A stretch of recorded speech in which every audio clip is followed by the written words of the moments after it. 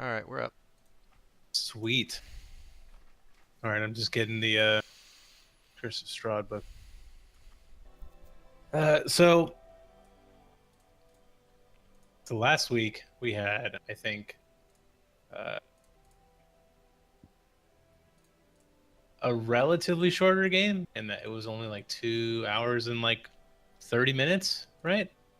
We We started about 30 We minutes started a late. little bit late, Yeah, yeah. I got home yeah, late that day. for sure. So it was a bit of a a shorter adventure than the rest of our episodes. So this recap will actually be pretty short, thankfully. You all went back to Kresk shortly after your stay at Argenvost. You'd spoke with the Lord Commander. Very actually, that campaign, that adventure had started post your talk with the Lord Commander. You moved over to Kresk. You met with Radovan in town. You saw some of the aftermath of the people hanging out in front of the sunlight at the Shrine of the Blue Water Inn, or the Blue Water Inn, Shrine of the White Sun.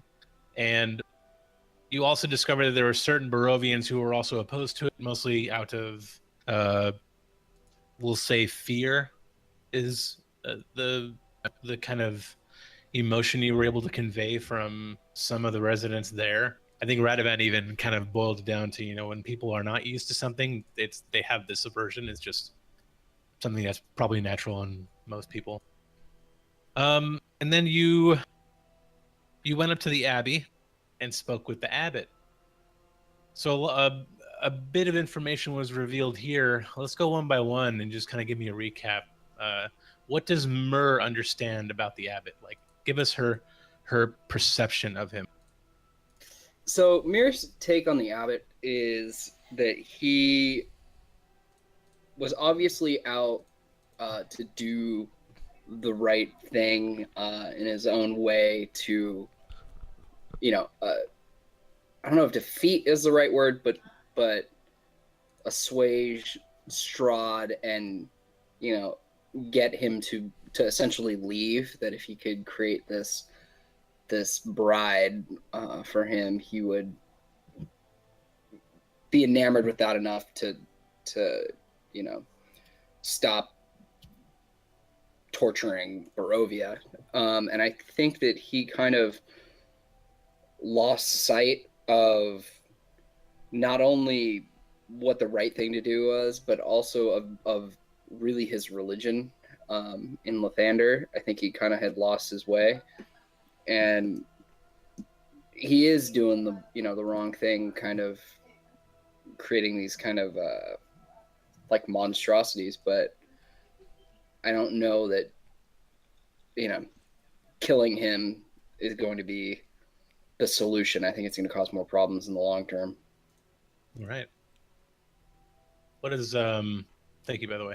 What is a stroppy? What's her impression? Uh, sorry, I just remembered that we got these new character cards, and I should have had that up while he was talking. But I'll put them up now. Nice. These are cool, man. These look really good. Um, so Astrapi, she was conflicted. Um, you know, obviously going in, she was very conflicted about it. She communed with Bahamut and got some kind of mixed responses there, and wasn't really sure how to deal with it. I think the questions that she asked were, uh, "Is it your will that we intervene?" Was it, "Can he be trusted? Can the abbot be trusted?" To which Bahamut said, "No, or at least not anymore." Um, "Is it your will that we intervene?" To which Bahamut said, "No." And "Is he evil?" To which Bahamut said, "Yes." And that was pretty confusing for her.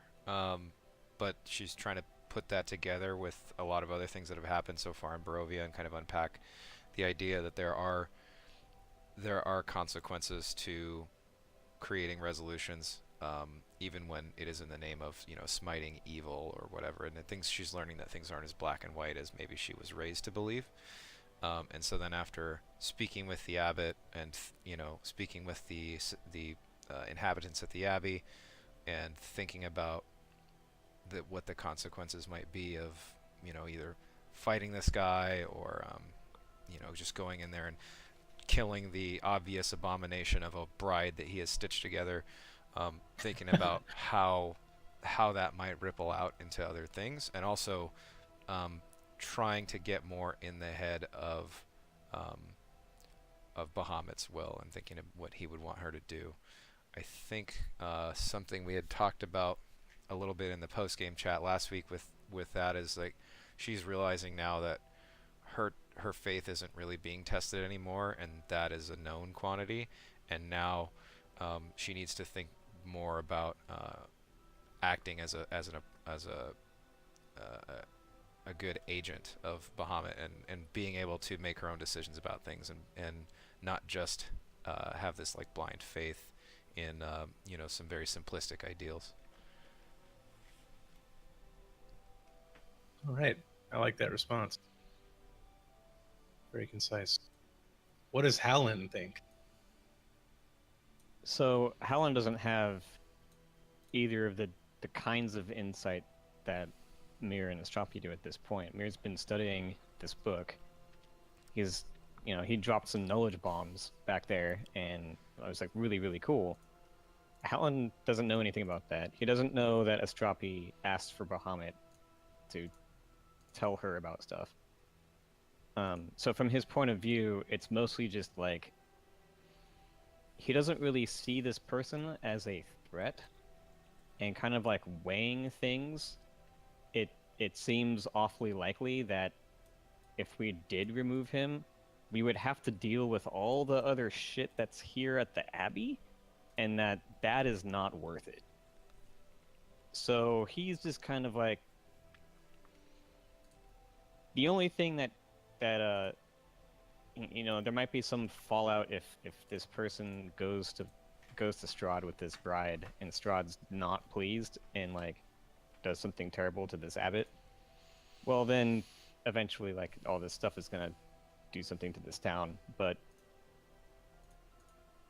it's probably a better shot than having to deal with it, or like killing him right now or anything like that. Like, because maybe it'll be okay. So it's weighing all the odds. It seems the best thing to do is to just let him do his thing. He doesn't really seem to be harming anybody anymore actively, so yeah. All right, an interesting approach. I actually think that's also something to consider in the event that the if any at all repercussions on behalf of this bride being delivered, right? Like you do get the feeling that he is obviously intent and has spoke of finishing the touches on that bride. So there is that, and there is also Howland's not entirely sure that he ever will finish. Like, this person might never actually be satisfied with it enough. that is a good point. But we'll see. What does Jim think? So, Jim's he's moving with caution, as we have been throughout this entire journey, and going in there was intent on using the resources around us and trying to obtain any scrap of information we might, including the Great Turnip Massacre at the hands of Mr. Rabbit. But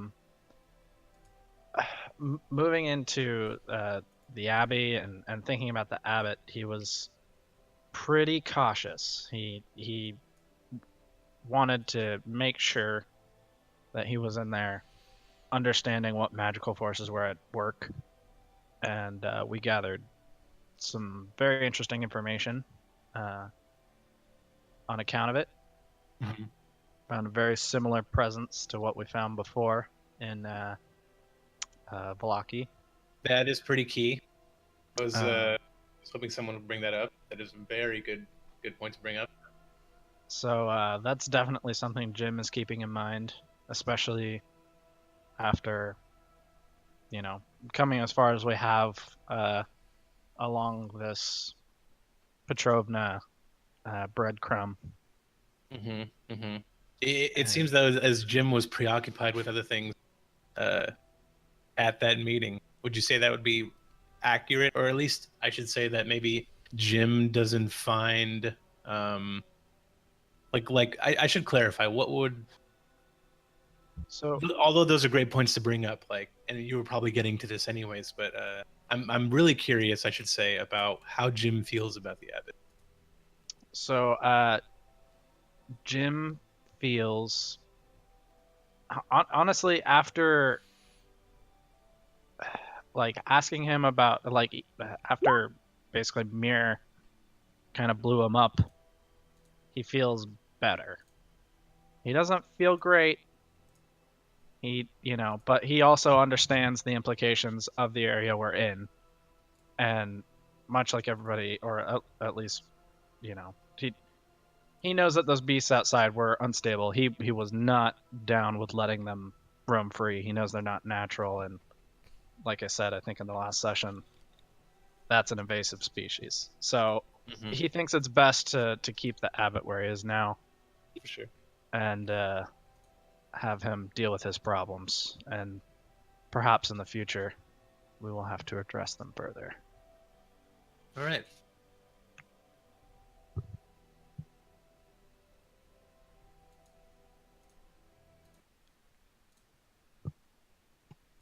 So,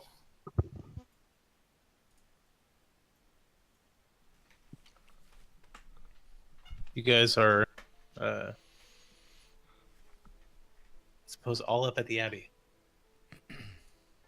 You walk. When we had last left off, you guys just stepped outside of the actual Abbey itself, in its courtyard with the well in the middle. You see by the gates that face northeast, Otto is standing there with Zigfrick. And they almost kind of look upon all four of you expectantly, as perhaps you're kind of on the way over towards them. And Otto goes, how'd it go? You guys saw the abbot, right? What'd he say? He was very helpful, actually. I think it went well. Are you guys gonna ask him to be made perfect? Not. I don't think so. Not today, at least. I think that we have other things that we need to do. He shakes his head, his donkey-like tail behind him swinging a little nervously with a twitch, and he says, "That's a shame. You guys should come back and reconsider sometime." So, and he kind of moves away from the gate. Are you guys passing through the threshold of the courtyard? Like, are you guys going back into Crest, or you guys want to hang around here some more often? What's your like movement here? I'm ready to go back to Kresk, I think. Yeah. Me too. Yeah. Okay, so perhaps your characters are kind of moving towards the northeastern gate of the Abbey, and Otto looks to you, Mir, and he says, "How long until you guys are going to come back?" I'm not sure, my friend. Kind of depends on our road ahead, but we'll definitely come back and visit you and hear another song. All right, I'll keep practicing. You guys be safe. It's getting dark. Thank you, Otto. Yeah, Raven's you too, kind. Otto. I tipped Otto some gold like last time, right? But then he said he couldn't spend it. Correct. So Strahd will ask, as we're leaving, by the way, is there anything that you'd like us to return with for you next time we see you, I still owe you that gold piece. Or something that you want to trade it for. Oh, god damn it. He says, Got him. got him. Got him. He says, the abbot says, you, there's, I don't, bring me, and he just kind of really thinks about it. And I'm actually gonna give me a percentile check. Strahd. Okay. I guess You guys can. my character sheet would help with doing that. Sorry, actually it's just a D100, right? Yep. There we go. 49.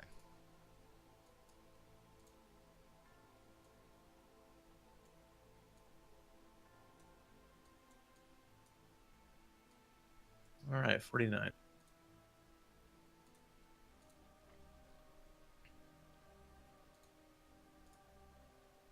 He says,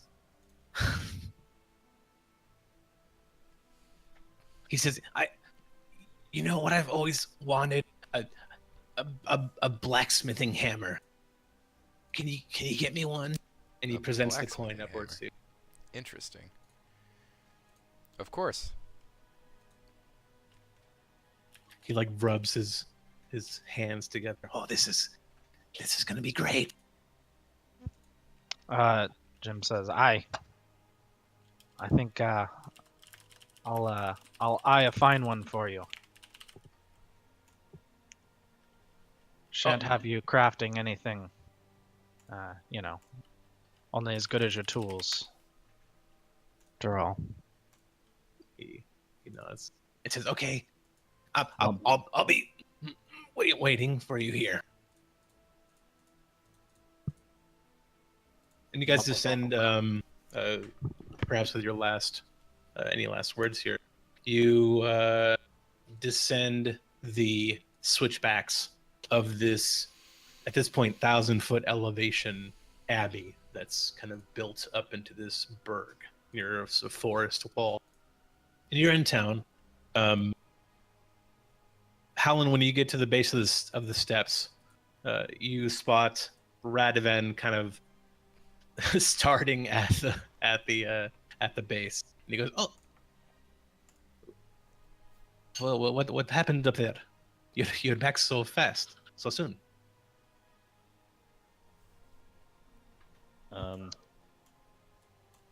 We had a conversation with the abbot, and a cat lady beat Howland in a hiding contest. That's right. tell him that. Jim just putting him on blast instantly. As he bites into a turnip. Radovan lets out a chuckle.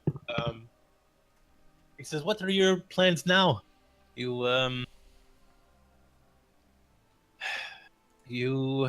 will be leaving, yes? If you're heading to Valaki, I will come with you. I should probably return." I think we'll convene here for a little bit and decide where to go next. He says, "All right, I'm going to go to the shrine. I'll see you there." And he, paces upwards, north, along this forested town, towards the shrine of the White Sun. You kind of look in the direction, and the overcast and gloom and mist. There's overcast in the sky of which you can see little of, with this surrounding mist and fog where your view distance is maybe a couple hundred feet. And just beaming through the north side of the town is this miraculous sun. It feels pleasant. You get the sense of hopefulness and obviously light. This pleasant, light emotion. So I guess we're just waiting for everybody to get down here. Yeah, it doesn't take too long. You didn't obviously run too far ahead of the others. Perhaps you're taking a moment to enjoy it and Astropi and Jim kind of meet the base with you and Miriam.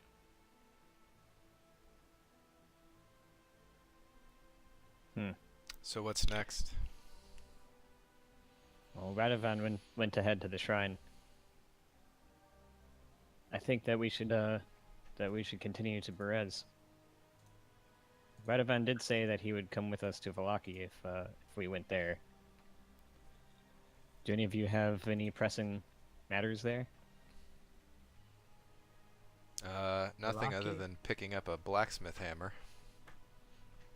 But we can do that later. Kind of, just so I'm clear again, so Berez is reportedly off that southern road to the west of Valaki, right? Yeah, let me go ahead and pull up the map now that you're all thinking about possible destinations. Press doesn't have to be a priority on the point. So, drawing with the freehand red marker, dotted line that courses the Luna River looks to be the path that would head to Berez. A sign at the Luna River crossroads, which is the circle that I'm crudely drawing here, is the last indicator you saw leading, or that showed you the name Berez with the sign heading south.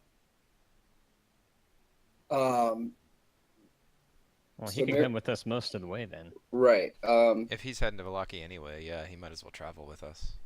We can also ask Radovan to speak to. It's Father Lucian's at Valaki, right? Mm-hmm. It's very true. Yeah, have He can speak Radovan. with Father Lucian and see if there's any records within the church's library of Castle Ravenloft. All right. That's a good idea. Yeah, that's good. They may have reports or something indicating, a delivery or a sermon or something held in a certain, another area. We just may be able to get a little more intel ahead of time about going Even there. a little bit of historical information might help. I see. Right. Maybe some first-hand or second-hand experiences of the castle itself too. Maybe. Yeah. All right. First impressions, if you will. We can also maybe head for the tower since we're here before we head down to Valaki, since we're Oh, pretty close Oh, to Lake yeah. Baratok. See if we missed anything. That might be a good first stop. I'm okay with that. yeah. Yeah, I'm into it. Yeah, let's do it. Let's grab Radovan and head out. And you do. Doesn't take too long to get to the crossroads at the Raven River. This is the Raven River is where you, if I'm not mistaken, I believe the Raven River crossing. No, that was Luna River. Yeah, you're at the Raven River crossing, and you notice the path leads familiar to the north, and just before you get to the crossroads leading north up to Kazan's tower. Who haven't I asked? Jim, can you roll a 1d20 for me? Absolutely.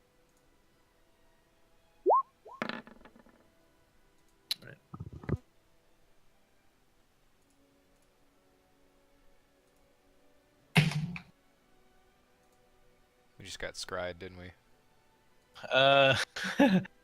Yeah, Howland. I need to pull my camera down because I rolled for your wisdom saving throw. You rolled a natural 20 on a scrying. You now get the sense that Strahd was trying to observe through recalling you. He's having coffee. He woke up, he's reading his papers. Right. through what did you say?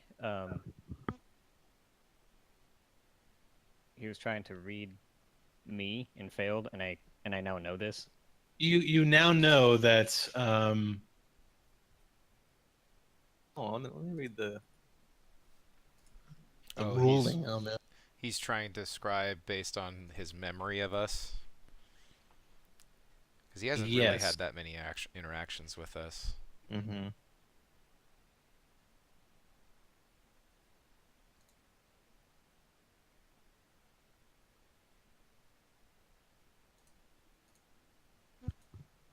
He just tells his butler, "I'll be in my scrying room."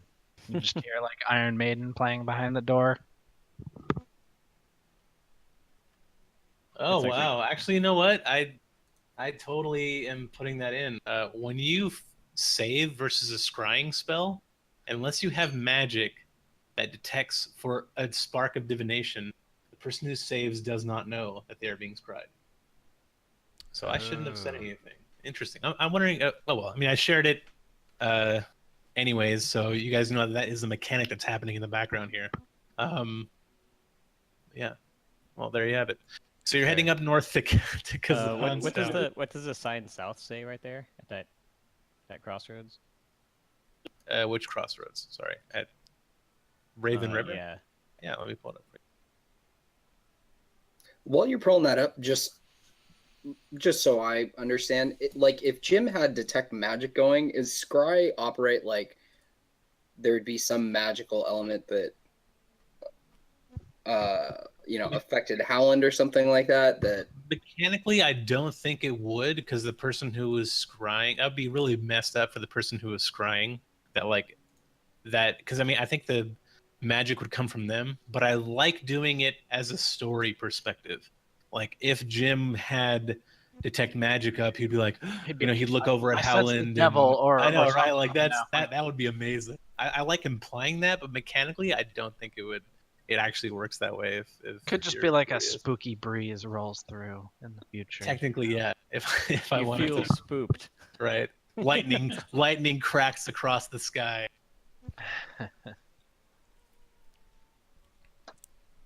All right. Well, Yeah, the give me- tower? give me just a second. So I think that this is actually going down here is I think the way to Mount Gakis, or not that, but like where the tomb is, the hill.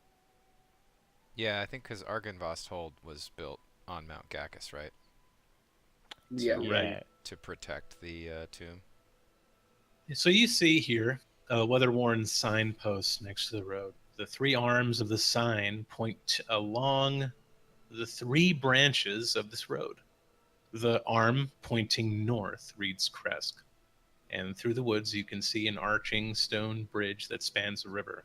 Here is this arching bridge is where you fought those zombies when you met Sir Grigory Draskoy and that massive horde as you were taking Irina to Kresk. The arm that points east reads Valaki in the direction that you're heading before you break off to the north. And the road slopes up gradually in that direction. You're actually kind of in a small little valley here. The arm that points southeast reads the Wizards of Wine, and the road slopes gently downward. Wouldn't that be west? The arm points southwest. It reads Wizards of the Wine, and that road slopes gently downward in that direction. Sorry, what was the one that's directly south? Or was there not Yes. a sign for that?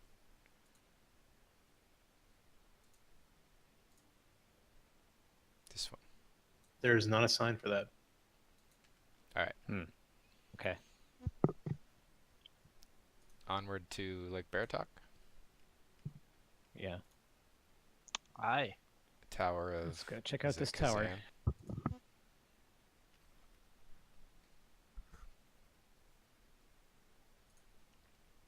Yes, the Tower of Lake Baratok.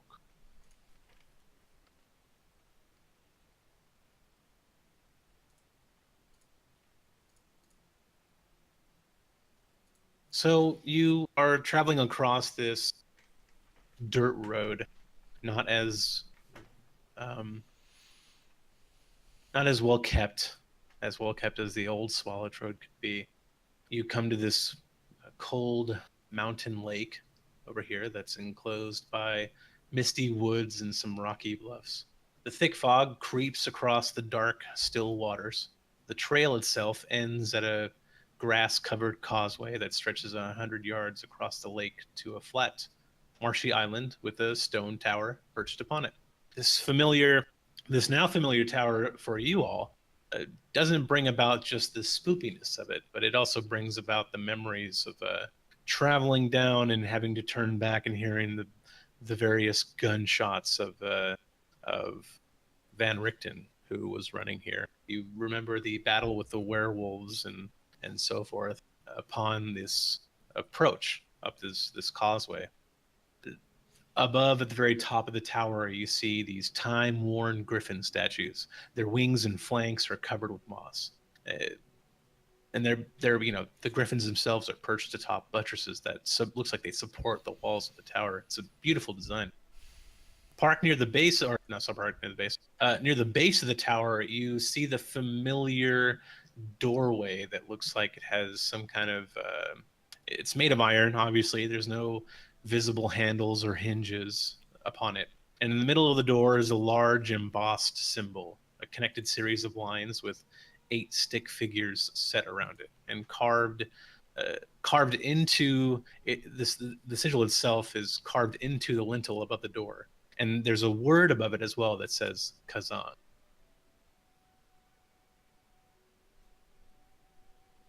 I think I'm looking at the door right now, and it had a design on it that was like a puzzle to open it. We just have to speak Kazan. Yeah, you just say Kazan. Oh, okay. Yeah. Kazan. No. You say Kazan, and the door is stays closed. Yeah, I remember having to do this with our arms. Yeah, it's like there's like 8 figures. They look like stick figures almost, and then there's like a design going between them. So I forgot how we opened this before. Jim uses detect magic. Kablow. Because I remember I definitely did that last time, and it definitely helped us get in. You sense conjuration magic and evocation magic. Can I roll history to remember how we did this? Yeah, Jim also snaps his fingers trying to remember what Astropi just starts making Hey! motions. Yeah, Wow. as you see Astropi going through the motions, all of the things that she did kind of happen to pass by, and you also remember that saying Kazan moved the elevator inside. The elevator inside. It moved the animated armor upstairs. Oh as yeah, well. yeah. How did we get through the door? Well, as you can see, Astropi's finishing up her little dance. Okay, It looks so like a she dance routine where she's okay. like doing like a robot and stuff, and then the door swings open, and here you see the tower's first floor. It's got flagstone, just debris everywhere. You see some a dried pool of blood right in the doorway where you remember Astropi being just knocked down and mauled by some werewolves and wolves and so forth. Torn curtain to the Sorry. You held the door.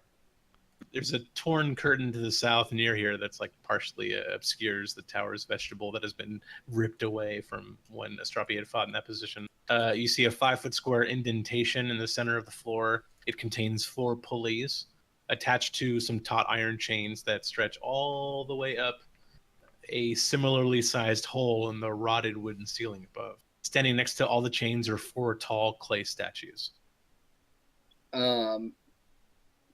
Before anybody gets onto the elevator, Mir says Kazan to get the elevator to go up. I think it's already up. Or is it? Is it up or is it down? It's down. Yeah, Oh. so she says Kazan. So once it clears like 10 feet up, she just says Kazan again. And then, is it going up or down? It's going down. Oh, okay. Then she just says Kazan again. Let's keep going up. And then I want to check underneath that, like in the indentation underneath where it was. All right. What are you looking for specifically? Give me an investigation check if it's anything beyond just a cursory glance. Howland's also going to be looking around here. Yeah, Jim with his detect magic is also trying to like peruse Oh, actually, hold on. and such. So you had your detect magic up, right? It's like a 10-minute cooldown or something, or a 10-minute. Mhm. It's a 10-minute concentration, right? Yep. As soon as you step in through the doorway. Oh no! Ignore me. Ignore me. Yeah, no. Your detect magic does not pick up anything in this area. You sense enchantment magic all around you. Around me or around us? I mean, like, Tower. what's the radius of your detect magic? Is it 30 let's see feet. here. It's 30 feet. Yeah, the tower base I think is. Let's see here. So the tower base, you get a sense of like the entire width of the its radius is 25 feet. You get to also sense 5 feet beyond that, right? Mhm. Everything within the 25 feet parameter of you is all enchantment magic. You still sense the evocation and the conjuration from the door. But yeah. everything else, everything in terms of like not the air, but the actual like as if the stone itself, all enchantment. Jim just says, interesting. I And think we might have missed something before. go ahead with your investigation check since you're kind of like scanning the area. Will indeed. Sorry, that was towards mirror. Oh, my bad. It's all good. Well, Oh, I mean that's a that's.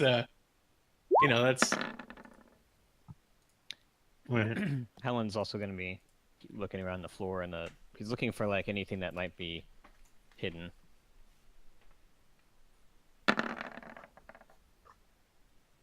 I get to re-roll that. Damn. It used to re-roll it for me automatically. It doesn't anymore. 2 ones. That is amazing. Yeah. Yeah, that is. You know what I call that? I call that meant to be. snake eyes? Halfling luck, bro. Um, Have to roll a 1 twice. But yeah, Jim just mentions to the party that he missed something before, and that the entirety of the tower is seeping with enchantment magic. Okay, so Strappy you're looking just around. mutters in response to that where the stones themselves are alive. Oh. Aye. So when you look around for clues, and you Okay.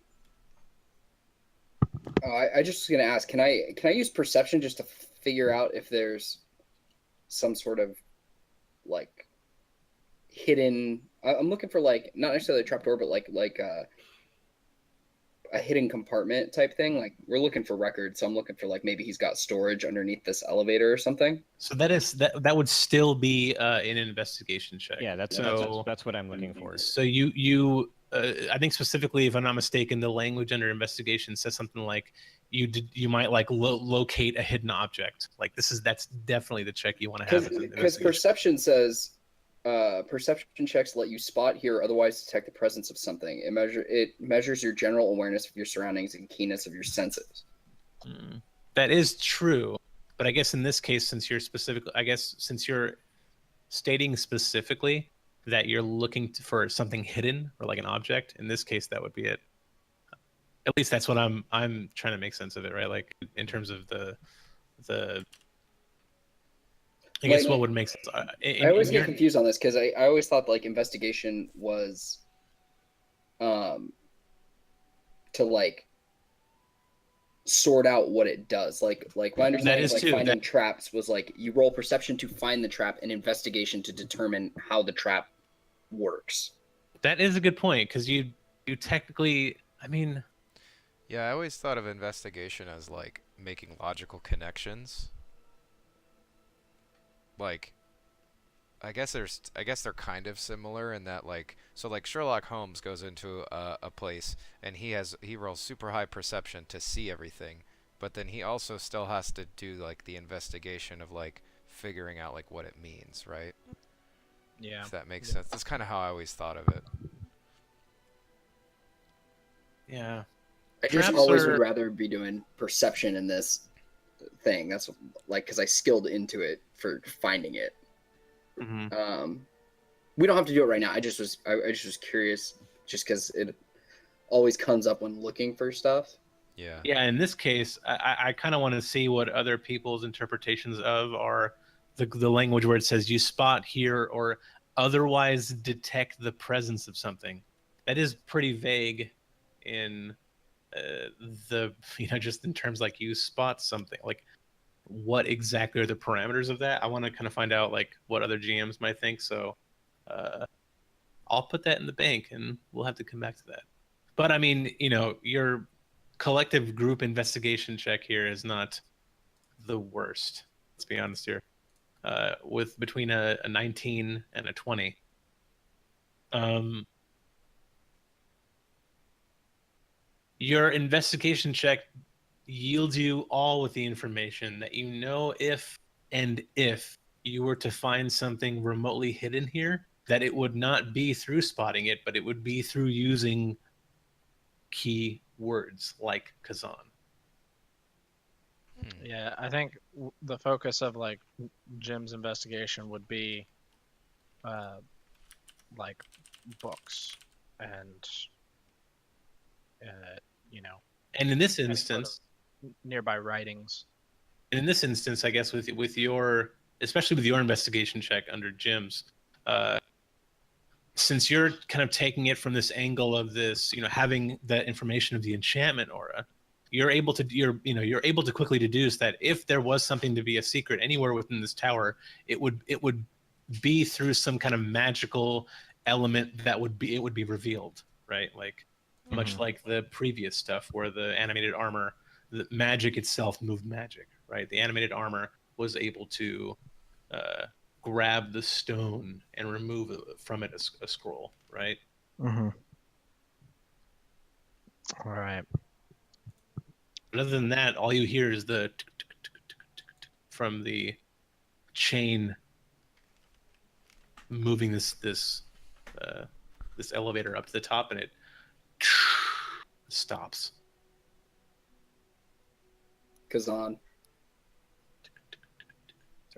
Starts lowering down. After about a minute or so, it gets to the base.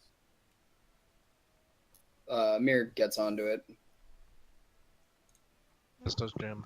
If we can all fit on it, then this will go up too. Mm-hmm. Yeah, I'm on. Sure. You all pass the tower's second floor, and all you see around you are dust and cobwebs that fill an otherwise empty room. The wooden floor around the elevator, when you guys get up to the second floor, as it continues passing up, just looks rotted. On the third floor, the time and elements have all but destroyed every thing in this chamber. It leaves a gash in the northwest wall and some slimy black mildew on the walls. The wooden floor here, though, is also completely rotted and it's begun to fall away in places. Maybe even like a branch kind of shins, gets just removed and collapses down to the about 15 feet below to the other floor. On the fourth floor, and unlike the levels below, this room shows signs of, well, recent habitation, but when I say that, I mean as in it looks like someone struggled to get out of their binds and left. And although the place here reeks of mold and mildew, it has plenty of your familiar creature comforts, right? You've seen the familiar cozy bed. There's a desk with a matching chair, some bright tapestries, a large iron stove with plenty of wood to feed it. Light enters through arrow slits as well as through some dirt-caked windows with broken shutters. Other features of the room include maybe a standing suit of armor, which is what you interacted with before, and a wooden chest. The old wooden rafters bend under the weight of the roof, which has somehow remained intact. Mounted to these rafters are these pulleys, which ended up lifting the elevator up to where you're at. So, what do you do?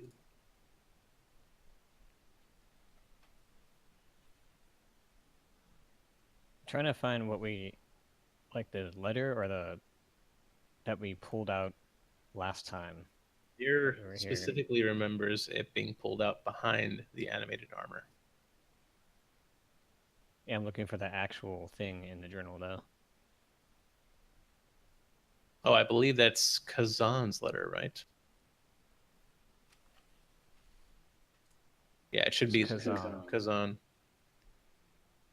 The letter that you pulled out of the fire and had mended was Rudolph van Richten. And that was Jim. So Mir just starts looking around. Is there like books and stuff on Yeah. the desk, or Was there any other writings or scribbles, drawings? No. Besides the remnants of an inkwell and dried paper. and dried paper? Sorry, I should just say just paper. But it's like a writing desk, right? Yeah. So Mir goes over to the fireplace, which I'm assuming is like dead now. It's not an active fire, but there's like charcoal in the base of the. And she spreads out whatever sheafs of paper are on the desk that were like in that stack of papers, and she just takes a piece of charcoal and starts does a rubbing on each page to see if she can find any like imprints of what they were writing, if they wrote like stacked on top of a piece of paper. Okay, I see what you're saying. Like you're trying to make it so if you rub the charcoal on it, like the previous pen that was pressed on that paper will probably pick up some. Right. Yeah. So It'll appear. Sure. Do you want to try an investigation check again, or do you just want to? Well, I guess in this case, you're trying to. I would Yeah. say dexterously rub the charcoal across the page. Just With a very, finesse. just kind of a sliding it across. Yeah, I need the investigation check for that. And Jim, actually, I should say, as the elevator reached the apex, your detect magic instantly stops. Okay. Jim Not recalls. not as in the spell ended, as in something prematurely halted it as soon as almost as if the moment that the top of the barrier 30 feet up came in contact with it, It was just I couldn't started- see anything. Yeah, it's Yeah. like lead. Mm-hmm. Gotcha. But Jim recalls our encounter with the arcane power source in Blinsky's workshop, and says perhaps it would behoove us to find a power source. If anything, we may be able to attempt to rework whatever is generating this enchantment into something more useful. Or perhaps change the keyword. And then Jim thinks, or I guess we could just talk to Richten.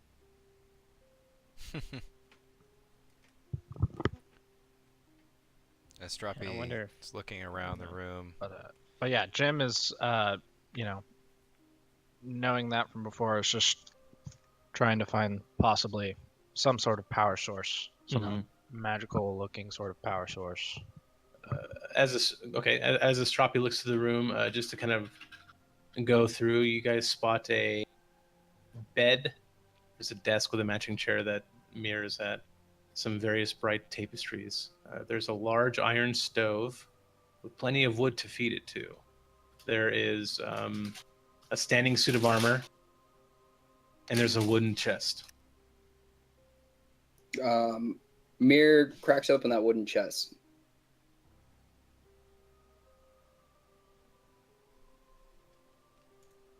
All right. So as soon as you get to it, you sense a lavender aroma.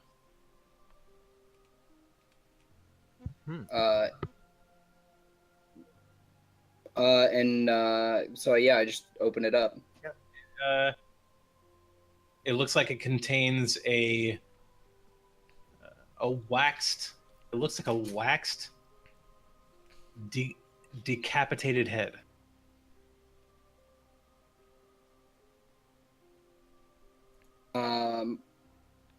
So kind of, Didn't we leave that there last time? Or like, what is this? yeah.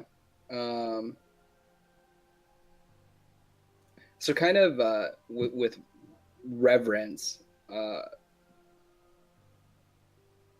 Mir like lifts the head up. Is it just a head, or is there anything underneath it? Yeah, Jim attempts to use I don't know, his knowledge of magical fetishes and trinkets, perhaps, to ascertain a possible. I don't know. I mean, my use for recollection this? is that it's his son, right? Like he had to kill his son, but I'm wondering if there's anything else going on with it.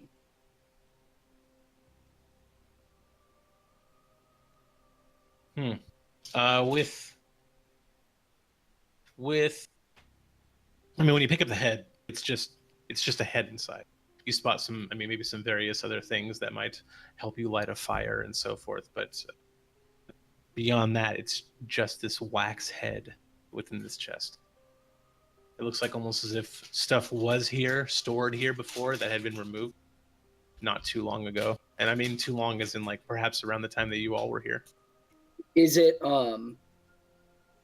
is this like the head was thrown into a box, or is this like actually the box for the head? Like, is this like there's some sort of like, you know?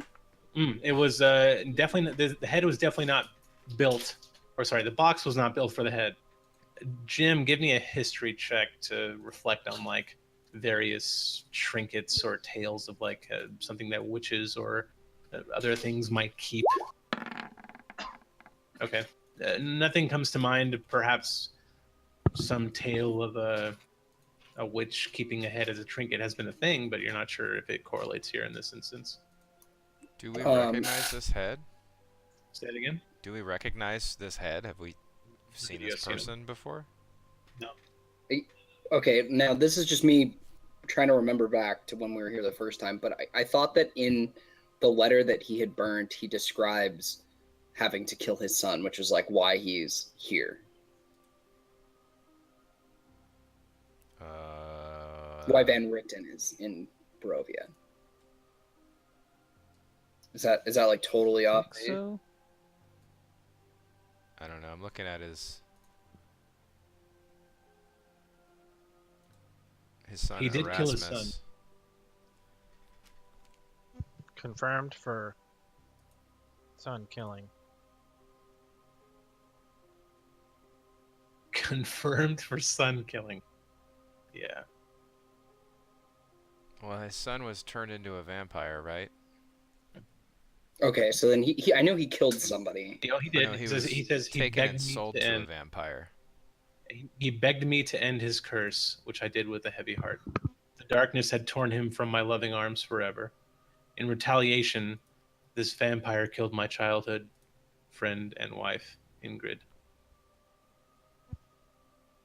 I see. Jim, in a moment of I don't know, perhaps clarity, perhaps madness, just randomly speaks what he hopes to be a magic word and says Baratok.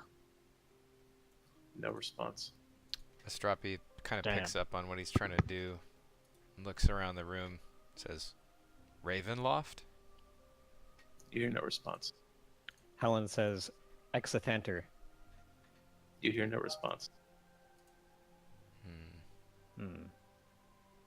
I think that we should move this head somewhere else. Mir tosses the head to Howland. Alan, do you grab a waxed and preserved decapitated head? I place it on the elevator and step back and say Kazan. Elevator slowly starts descending. The head is just sitting there. And then No Mir. No other changes. Nope. So, I feel like I remember there being some sort of trapdoor behind where the statue was when we were here the first time. Like That is correct. There was. And then did we manage to get that open? I can't recall. Yeah, You did, yes. You picked out. That's where you picked out Kazan's journal entry, where it specifically talked about the Turgs having been defeated, constructing the castle of Ravenloft, constructing this tower, the Amber Temple. That's where that bomb drop was made. Okay. So I think while this is going on, then Miriam's just gonna start going like as Howland is dealing with his head, she's just gonna start walking around to all the furniture, and using like a piece of the firewood.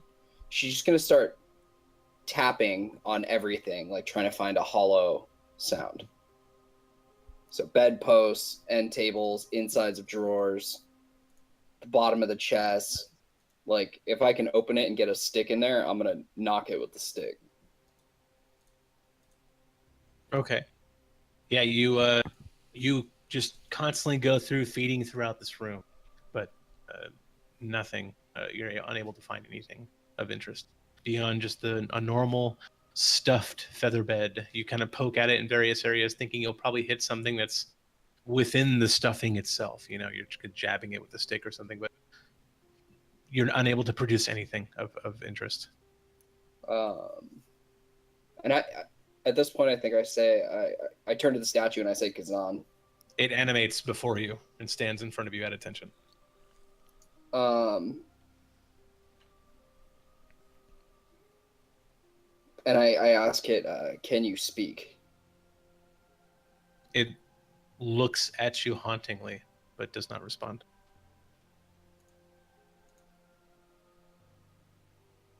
Radovan looks down the elevator and says, "Are you sure that's safe just to leave the head going down there like that?"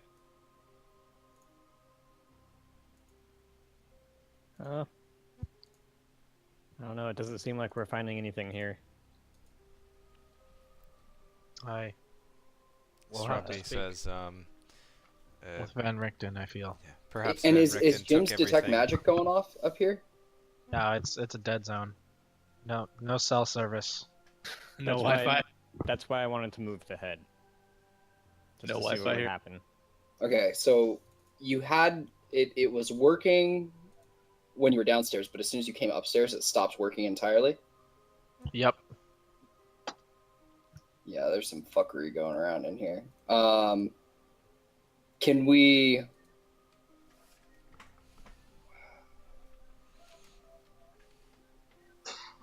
Oh, if there's anything here, we can't find it and don't know how to find it at this point. Yeah.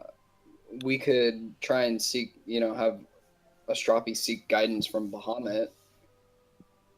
I already did that once today. I don't know okay. how I thought useful it was that would be at this point. I could do okay. it again, but it's every time you do it again before a long rest, it starts to get wonky, and you have a chance for answers to be unclear. I'm not sure that he would actually know anything about. All right. This. Okay. Yeah, then Alright. let's go. Helen says Kazan at the elevator again. And the head just pops right there, where the elevator is as well. Radovan goes to pick it up and just kind of examines it. Astropi Helen asks him, says, what do you make of it? Are you sure it's wise to move this? If it was Van Richten's son, surely he left it behind for a reason. Radovan kind of raises a brow and says, why would he not bury his own son? Why would he have his decapitated head following him around him? It's weird. No? Is that just me? No, he's a weird guy for That's sure. that's definitely weird. You're Right. right. That is a good point. Quite strange. Mir puts the head back in the box and He says, wait, if it is a dead person, why not at least give the head the proper burial? He says, hold on, let me take a look at it real quick. And he looks at the wax head and he says, this This head is Vistani. Perhaps we should return it to Madame Ava. Who's that? Oh, is that the fortune teller lady? Yes. Aye. It is. What use would she have for a decapitated head? Not exactly. Well, so where Mira's coming from is like maybe the Vistani have their own burial practices that they, Yeah. you know what I mean, repatriatizing like a body to somebody. Mm-hmm. Mir just feels that that would be like the right thing to do, basically. As opposed to Radovan burying it nods. next to the tower. Radovan Makes nods and says that is not a bad idea. If you want to, also you could probably give it to Lucian, and he will say a ritual, and Milovich could bury it. I think that It was once a human. It should. I think if he's a Vistani or this head is a Vistani, I can't tell. I don't know if we can tell like the gender if it's so, decayed at this point. You can't, but I think that. Oh, it's not decayed. It is really well kept, and it looks like a man. Well, then I think that at the very least we should see if the Vistani have a particular practice that they would prefer over than us just burying it.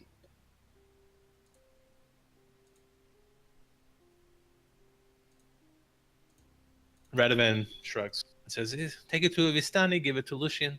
I think we should bury it, not leave it here."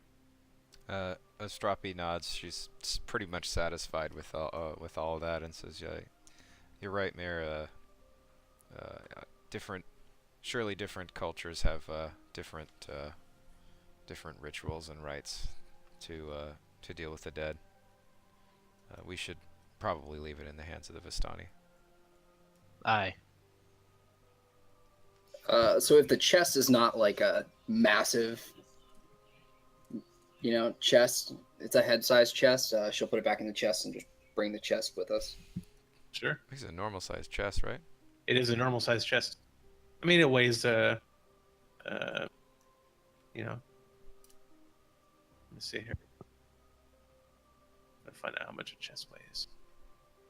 Surely there has to be a weight for it. It is about, that's how much it could hold.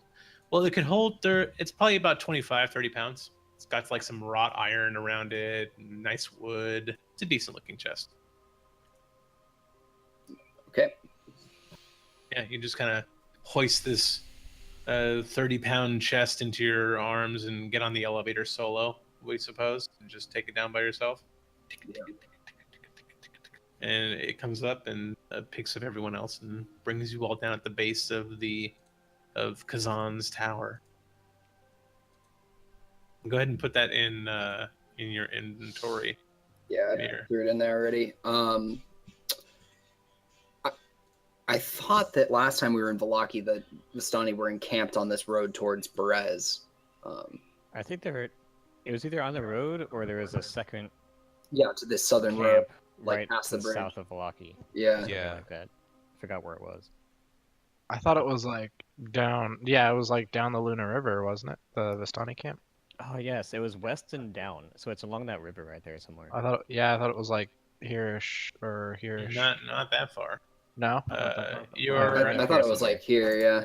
Okay. the radius is roughly the radius of that map of Valaki is roughly what you see on the actual icon. So like the very far south of Valaki that you saw, the southwest, is like within the white of that border. That's right. I'm thinking of this one. I think. All right, well let's head towards Berez and hope we see Vistani. Sure. Travel along this road, and it doesn't take too long until Radovan stops with you all at the Luna River. And he says, if you would like, I could take it to the Vistani. They are just south of Alaki. It's across the river. Do you want to come with, or should I go alone? Or I It's- could take it to Lucian. I mean, I personally. It's just it's so. Is he saying it's just across the bridge and then south? It's across the bridge to Vallaki and then like south a little. Okay. Yeah, I think we can. I think we can send it with him. But Mir's gonna give him the instructions to before he brings the head to them to find out if Madame Eva is there. Because I think that it probably should go to her. Like she would know what to do with it. Mm-hmm. And would understand that it's coming from us. So she gives him those instructions to like seek out Madame Eva if she's there, and if not, to just keep it. Like have Father Lucian keep it, but not necessarily to bury it. That we're gonna take it to Vistani, and then also conveys to him to ask Father Lucian to search any archives there are at the church for any information about Ravenloft. He says, "Sure, I could do that. If I learn anything, I'll message you." And he kind of taps his chest. All right, thank you. Yes. Good luck, and we'll see you back in Vallaki in one piece. Yes. And he Travels around a van. You too. Sounds like you'll need it more than I. If you need help, message. Will And he runs into Vallaki. He's kind of heading to the direction. He crosses the bridge, and then you see him as he's kind of running. You see him kind of like turn for a moment, as if he like narrowly avoided an invisible object that was in front of him. He goes, "What those?" Oh, and he just keeps moving along and trotting. The That's fuck? weird. That is weird.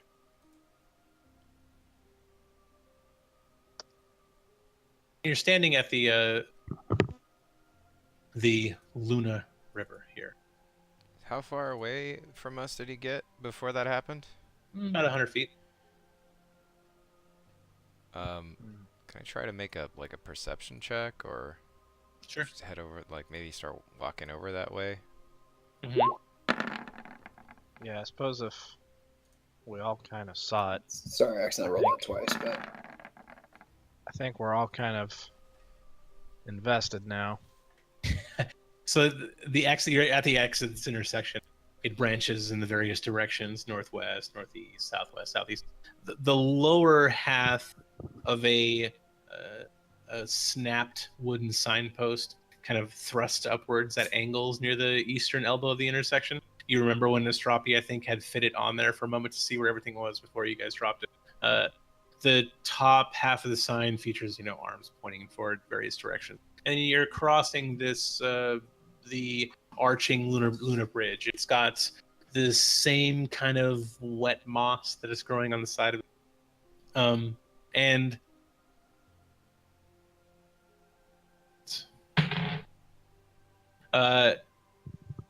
your perception, unfortunately, all of you, yields nothing.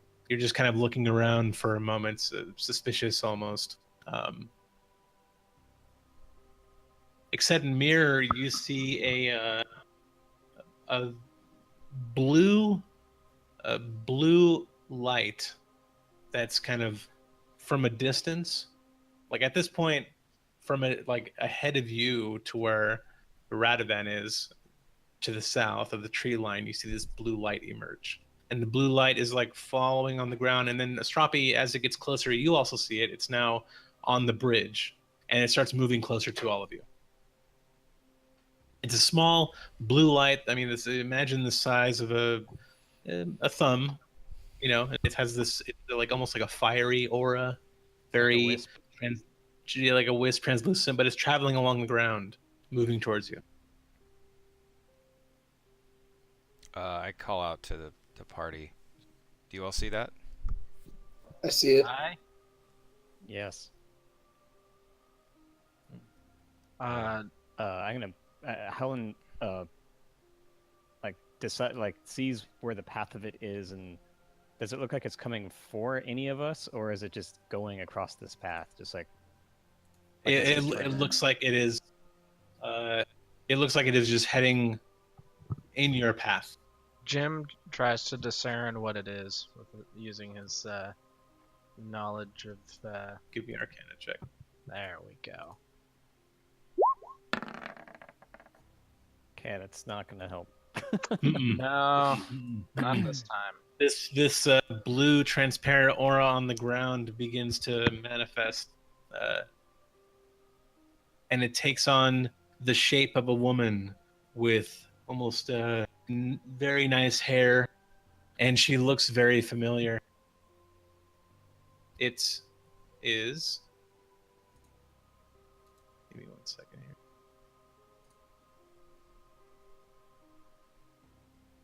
It looks like the blue, ghostish version of Lady Wachter.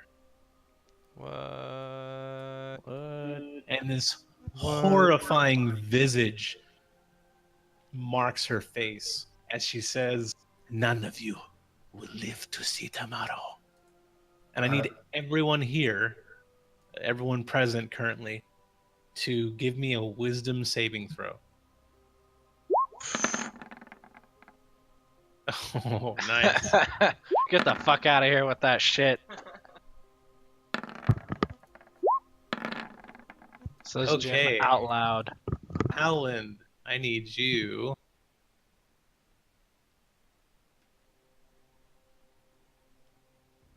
God damn, that's so appropriate. Okay, Howland, I need you to roll. Oh, let me pull up this paper here real quick.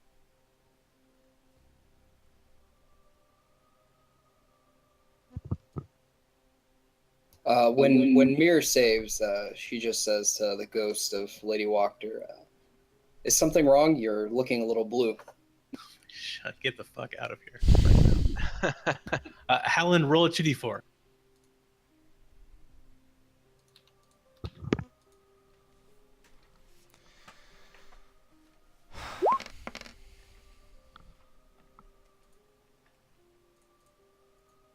All right.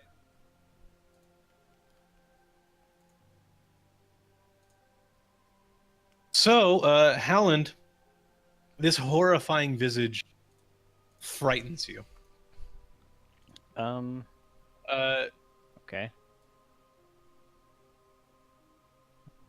But not in a.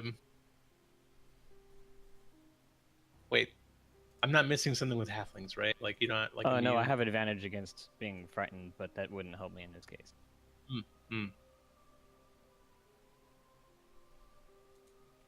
Okay, so give me there's two effects that happen with this. Give me another saving throw for. Oh no, you have a 12. Yeah, no. Okay, so you're totally frightened of this visage. It is horrifying. Let me get the condition here for frightened real quick.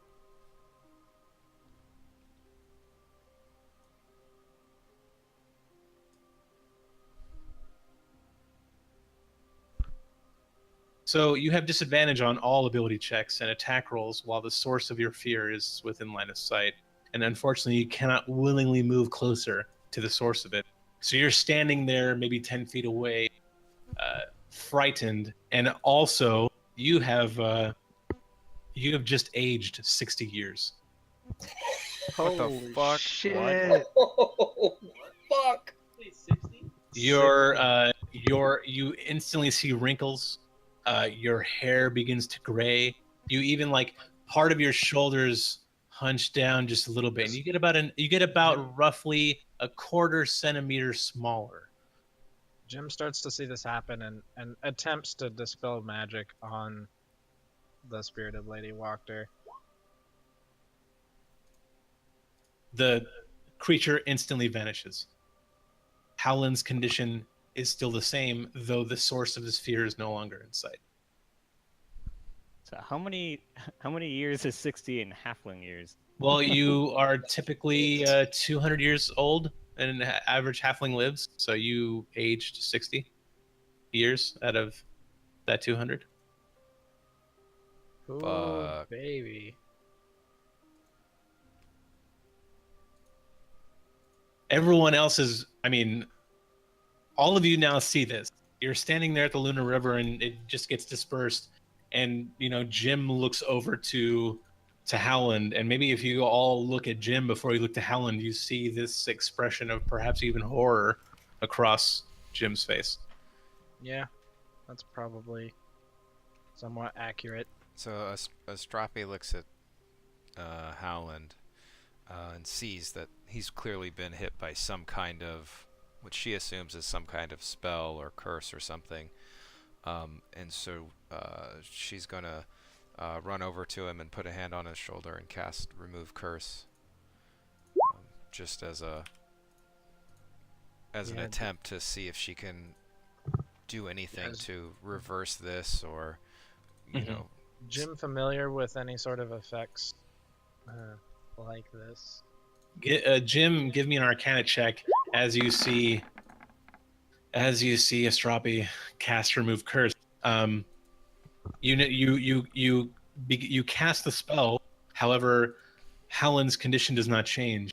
Jim, you learn through this Arcana that he is under an effect that will be permanent within 24 hours if he does not get a Greater Restoration spell cast upon him. Hmm. Jim says, "It is not a curse.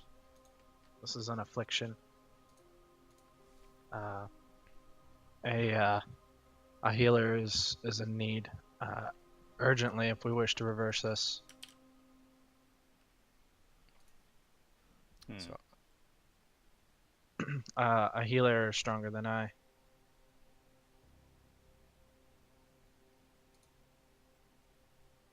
We may need to return to the abbot. I think that would be wise. Oh man, you guys are in debt to the abbot. Oh, that's gonna be So good. I Anything, can he was in debt to us. I can learn Greater Restoration. I just need to prepare it. Oh. How long would that take? Tomorrow morning. So it's doable. It is, yeah. Technically, if he casts it, he'd have to use a 5th level abjuration spell, but he can get it off tomorrow. Mm-hmm. Sorry, she.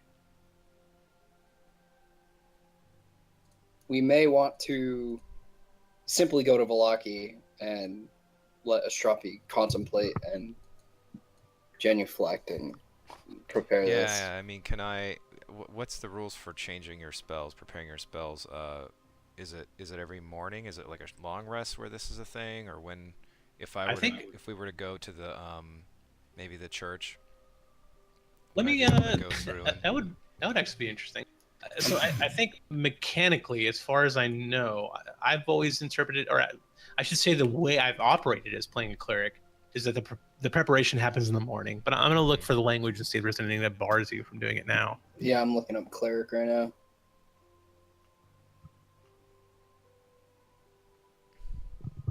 hmm.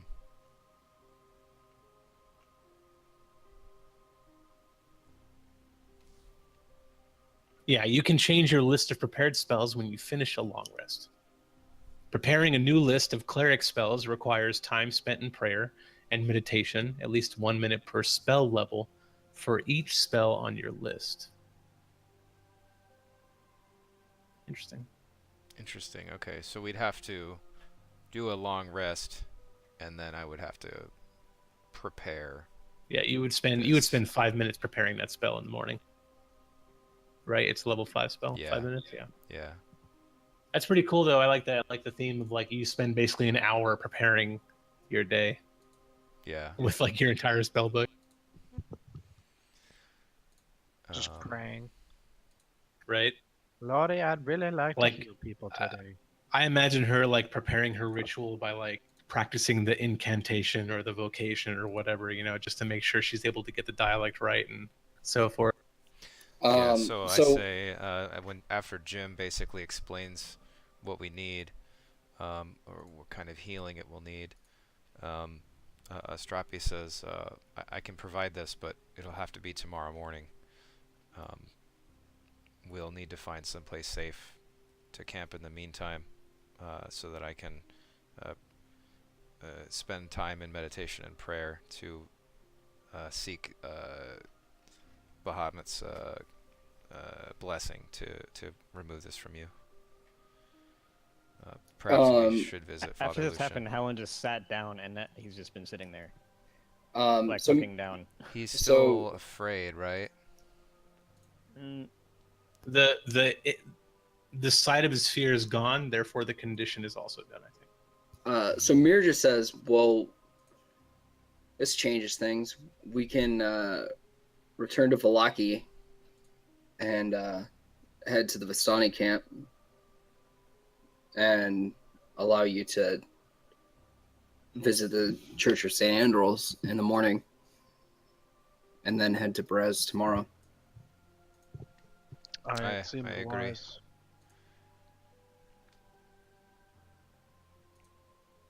Come, grandfather. This won't avail you for long. Leave it to Mir to lighten the mood. And she kind of wraps her arm around him and like lifts him up and starts moving towards Valaki. and then Helen just goes, "Yeah, I've always been old enough to be your father." I mean, so he was actually, Howland was 36, so he was actually really young as far as halflings go. Yeah. You're hitting like So I'm like suddenly middle-aged. you're suddenly like midlife crisis in the Yeah. middle of Barovia on like Lunar River. You sit down and you're just like, oh my god. what did I do with my life? Oh, wait. I want to go live in a shire. Adventuring was a bad idea. Thinking about getting one of those really expensive carts. Yeah. Paint it red. And you go faster when they're painted red. Right. Statistically proven. Yeah, so let's head to Valaki. Harrowing event. Well, that Just sucked. giving like the Bilbo birthday speech while we're on our way to Valaki. Oh, that's amazing.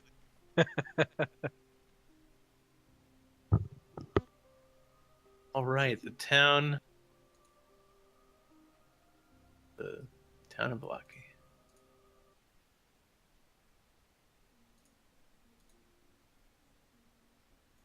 Two guards. Actually, not even two guards. As soon as you approach the front gates, you see Radovan make eye contact with you guys, and then he like double takes and looks straight at Howland and says, "What?" As soon as he starts glancing towards Howland, Mir just starts shaking her head, like, "Don't say anything." And like as we like start passing towards the gate, she just kind of like leans over to him, and it just says, "I'll tell you about it later." He nods. He nods without saying much. The guards are in obvious recognition and allow you in. The mood of the town already seems lifted. You see a lot in the time span that you've traveled up to St. Angel's Church. You've seen more people walk into the building than you've seen within the congregation itself as it was before. Right? Like, it seems like the St. Andrew's is incredibly busy. Insofar as some Barovians are hanging out in front of it, just, having a chat with others and communicating and so forth. So as we're walking past the church, Strahd turns to the group and says, "Perhaps we should sleep on hallowed ground this evening. I'm sure Father Lucian could put us up for the night." I agree, my friend. Helen nods. Jim says, "I'd like to speak to the council and have them warn those heading along the path near Luna River. People deserve a fair chance. Shouldn't have them facing wisps on their pilgrimage. At least not alone." That's a good idea. And I say, I trust you with that. I'd like to spend my time in the church in contemplation and prayer.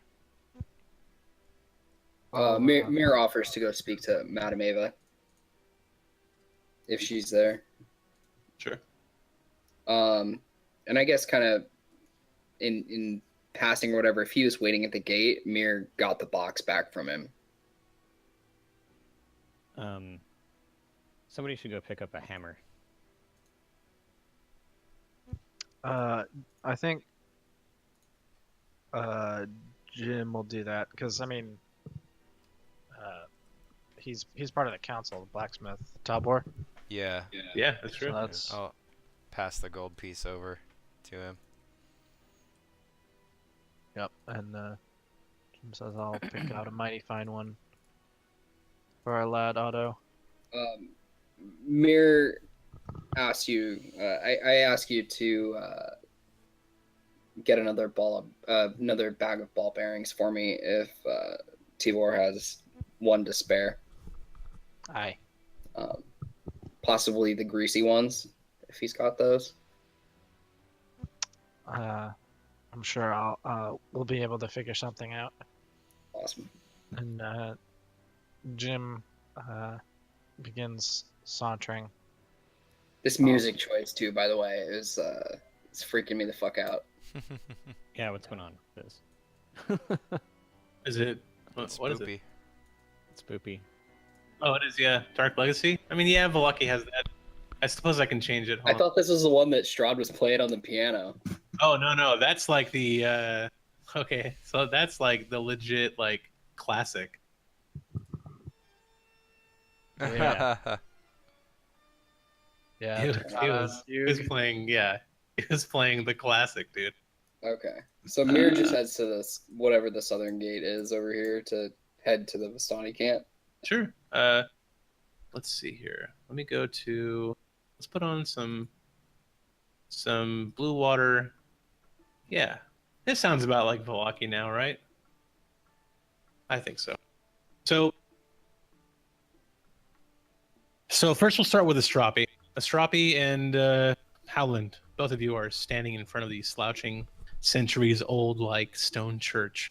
It has a massive steeple in the back, and the walls look lined with cracked and stained glass windows depicting some pious saints. Give me a... Actually, no, your passive wisdom, Astrapi. So the panes of the church, right? On the very far left, it looks like an image of what you can presume to be Saint Andrew. On the very far right, you can see what looks like to be the image of Saint Markovia. And in the pane above, it looks like to be the image of the Morning Lord.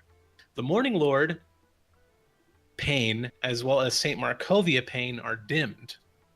The pane of the Saint Androl is dimly lit. You see a gentle, suffused aura emanating from it. Interesting. You see the familiar mist also above the graveyard nearby. There's a fence of wrought iron that encloses it. And Milbach, it looks like he's going to work, tempering his spirit and soul in this manual labor, in this perhaps even a chore of love to him by making sure all Barovians are properly buried. His demeanor itself has changed. He's not furrowing his brows as much, and it looks like almost he's increased his mood as a result as well. As you're standing outside of the St. Andrew's Church, when the doors kind of periodically open through Barovians going in, you hear the chanting of a chorus of people from within.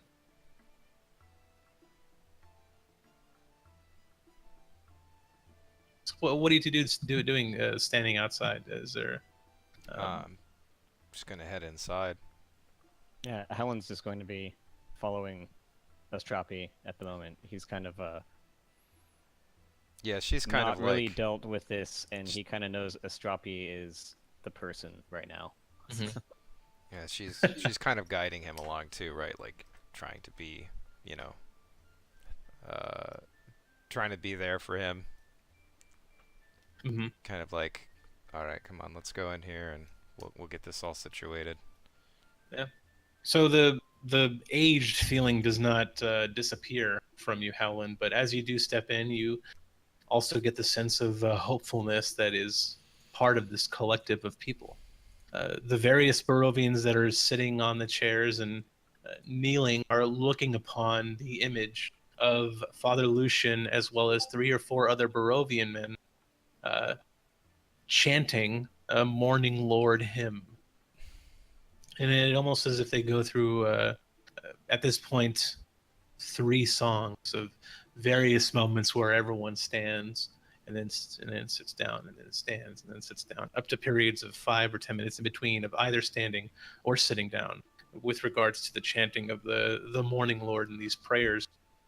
Lucian immediately catches your eye, Astropi as well as Howland's. He looks to Howland for a moment concerned, but also knows that he has to take care of this congregation. Shortly afterwards, the chanting and the ritual they're going through stops. We'll say that you guys have spent about 30 minutes in here. So I'm going to give both of you a plus during this chanting, this congregation. I'm going to give both of you a +1 to all saving throws for 2 days. All right. That might have helped earlier. Right. Probably would have helped. The congregation finishes at this point, and a lot of the Barovians are leaving. A few of them are staying behind, and it looks like there's even some kind of after-hours activity happening here, where children of the town have also congregated here and are just doing various children things. Maybe a little girl is bullying a little boy that she likes. Various or other children are playing with toys that are made by Blinsky and so forth. Lucian finishes up some communication with a fellow Barovian and then approaches the both of you. And he looks and says, Howland, what? He looks to you, Astropi, almost as if also for guidance, says, what happened? What happened here? Some kind of specter of Lady Wachter ambushed us on the road and has afflicted our friend here. I hope to cast a spell of greater restoration on him in the morning, but I'll need time to prepare that. We were hoping we could stay here for the evening, where on hallowed ground, and spend the night in prayer and reflection. Lucian reaches out and says, of course, you're always welcome to St. Adro. I will make sure Milijov shows you a place to stay. And if I may, I will also assist you in the ritual tomorrow to ease the affliction on Howland, yes? That would be a great help. Thank you. He nods and says, yes, come.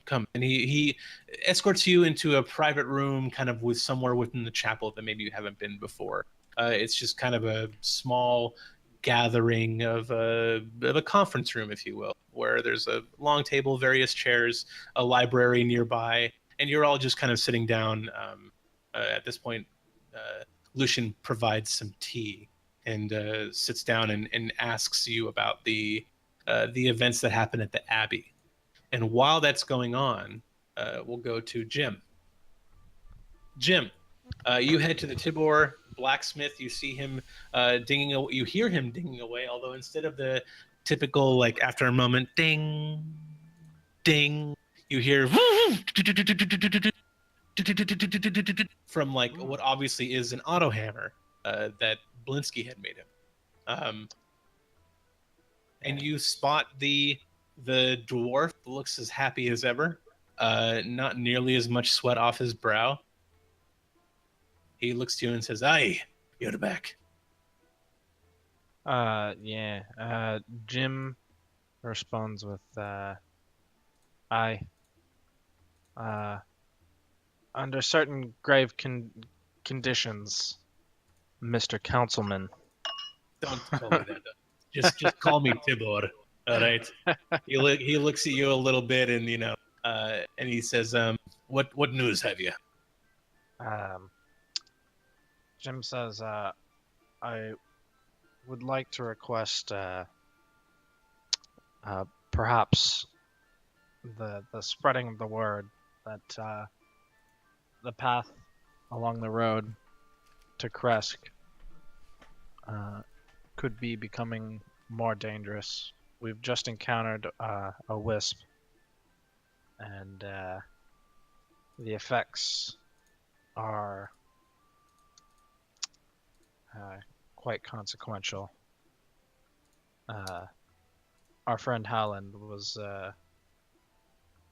afflicted with a age, if you will. You almost can kind of see the expression of his face as if his heart dropped, and he says, "I'm sorry to hear that. Is he going to be all right?" Aye, he should be just fine. All right. Astropi and dear Lucian are working to see to it at the moment. He nods and kind of looks away for a moment, breaking eye contact. You can tell by the expression on his face. It very obviously seems as if he's putting all of his eggs in one basket with you and Howland and Astropi and Mir. All right. Jim says, but I've also come to do business. He raises a brow and he goes, "Now that's what I like to hear. What have you got in mind?" I need a craftsman's hammer. He goes, "All right," and he reaches behind him and produces his own hammer and says, "Here, take this one. This one's mine. Been using it for many years, but you should have it." I appreciate this greatly. Jim just kind of inspects it. It looks like a miraculous blacksmithing hammer that was crafted by a mastersmith. And with that, Jim says, and now I need something with some training wheels, if you will. Oh, I see what you're getting at. he laughs for a moment and he goes into maybe there's various barrels stocked up against the wall beside him, and he kind of goes and pulls through a couple of them, looking at like almost digging through iron ingots and saying, "Ah, it's not to you." And he pulls open a couple of shelves, and you see maybe some various tools that have been dated that he doesn't use as often, that are also perhaps artisan tools, if you will, for blacksmithing, like very basic. I shouldn't say artisan. I should say very basic amateur-looking blacksmithing tools. Particularly a chisel to carve some delicate filigree into armor, as well as a traditional and very sturdy blacksmithing hammer. Nothing too fancy, nothing too crazy, but something that will definitely get the job done for a beginner smith. And he says, "You're learning to take up the stone. Is that why you're here?" I have always been a man of crafts, and I feel it is a duty at some point to pursue such a cause. At the present time, a fellow named Otto has requested a set of tools. I intend to have you put some customization upon them. I see. Make this gift all the more special.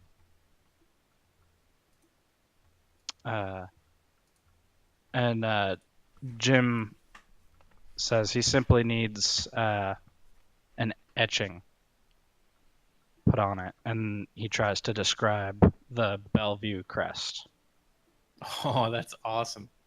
All right, I'll give you inspiration for that. Oh, that's really cool. He attempts to manipulate and recreate the image based off your design that you had in mind. It looks relatively close to the Belgian symbol that you saw. Maybe some elements of it were off as far as you can tell, but it, for a first attempt, it actually looks pretty nice. He's able to work that into the filigree in a matter of moments. That would not take too long either. So you perhaps wait roughly a couple minutes before it's worked into the hammer. Right. Jim also tries to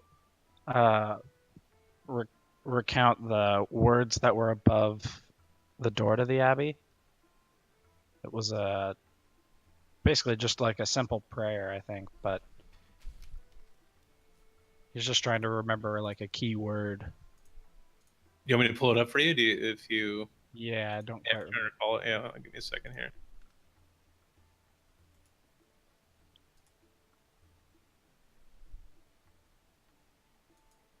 It is actually a good question.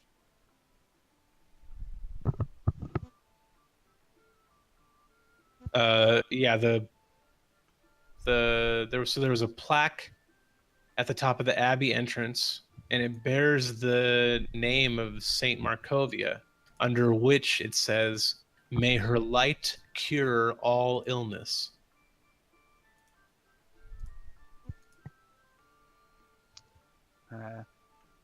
Jim simply whispers it for now. Okay. And at that point, he begins looking around for a bag of ball bearings, perhaps even greased ones. Greased of ball bearings.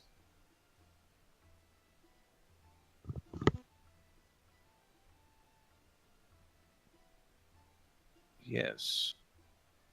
Yeah. He takes the single gold coin that you produce and says, here's your ball bearings. I'll take the gold. They're greased. And Jim gives him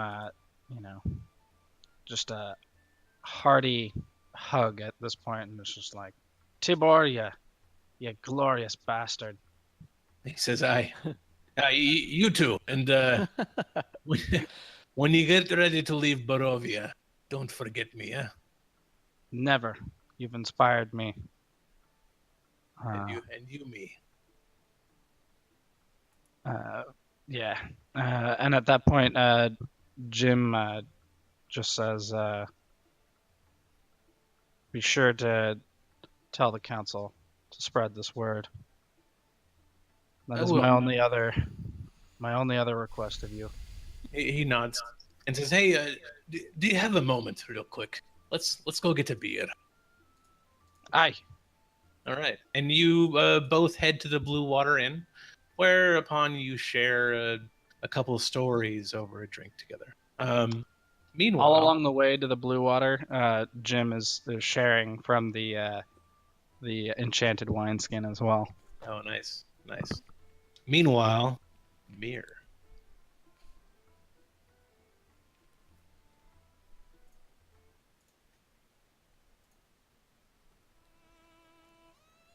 The Vistani camp.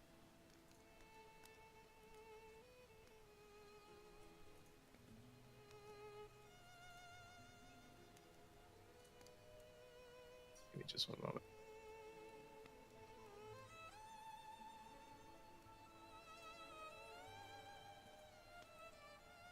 So, Mir, you're heading to the Vistani camp. You pass the gates, and there are two Barovian guards who let you out and say, "You're going by yourself. Is that the smartest thing you could do?" Yeah, probably not. They kind of look to each other for a moment and say, "All right, it's your funeral. Just don't expect Lucian to pay for it." And one of them opens the gate and allows you out. You see the gentle fire emitting from the southwest. I just start walking to the camp.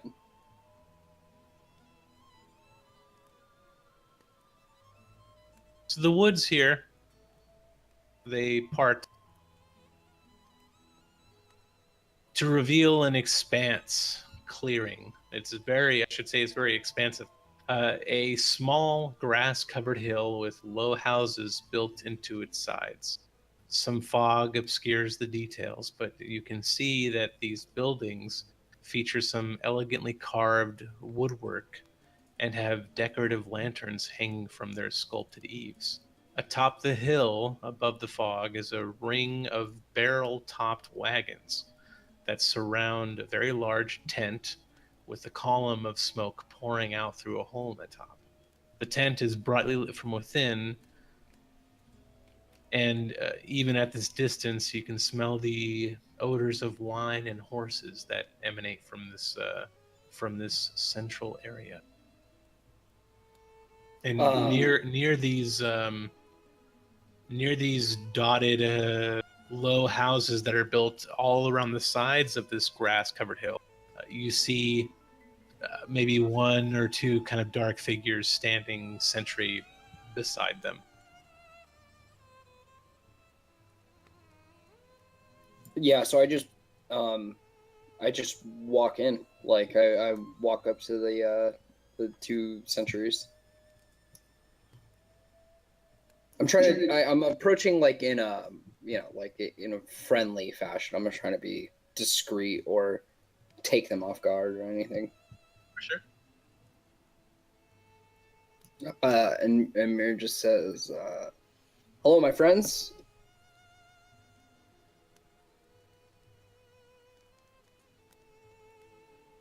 So, you approach one of these grim, gray-cloaked figures that are standing in front of the door to one of these homes, these hovels, if you will.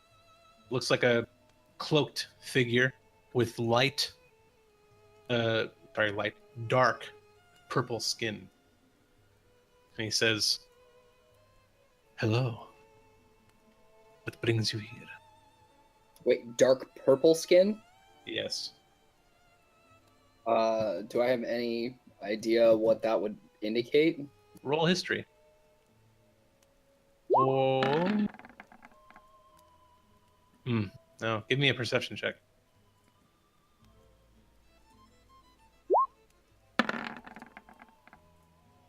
God. Yeah. Nothing recalls in terms of what that might be, but the figure looks stoic and very calm as he awaits for a response. In front of this one hovel, it's just one person that you see, one of these guards, quote unquote. The person has you can't see the color of their hair. They're wearing a hood that masks most of their features. You can see their skin in their eyes. So Mir just ask, I met a friend a while back in my travels. Her name was Madame Ava. I was wondering if she was here by chance.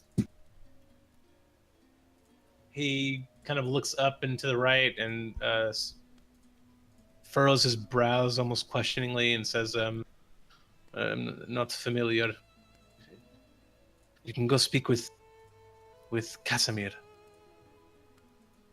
Thank you, my friend. And he points not at the top of the wagons, but he points at another hovel that's across the way. He says when you get to the top of the hill, keep going. There is another home across from our position here. Casimir is there. If you wish to ask about someone coming in or out of this camp, he would be the one to help you. Sure. And I'm just gonna roll insight to make sure this guy's not telling me to like walk into a bear. Yeah. It's very safe. You're unable to determine if he's leading you on. Okay, so I start heading up the hill. This does look like a Vistani camp, though, right? Yeah, it totally does. Let me see if I can. For some reason, I don't have a picture. Yeah, a little professional. I couldn't find a picture from like the previous camp or anything. Yeah, give me a second. Let me load one up here.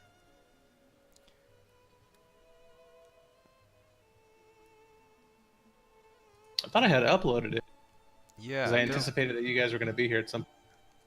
Like 10 weeks for ago. this camp in particular.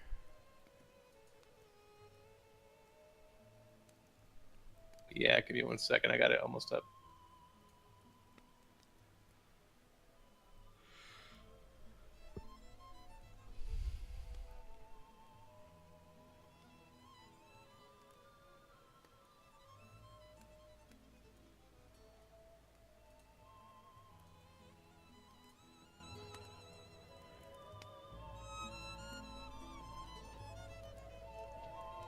All right. So, kind of as you're approaching the camp, below the fog, this is what you see.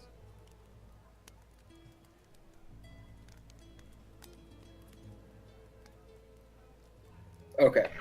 All right. Yeah, it's not the top homes, the top like wagons and the tent and stuff, definitely looks Vistani. These hovels, not so much. For a roaming band of travelers and merchants, it's kind of awkward to see homes. Yeah, so I head over to the home that guy indicated.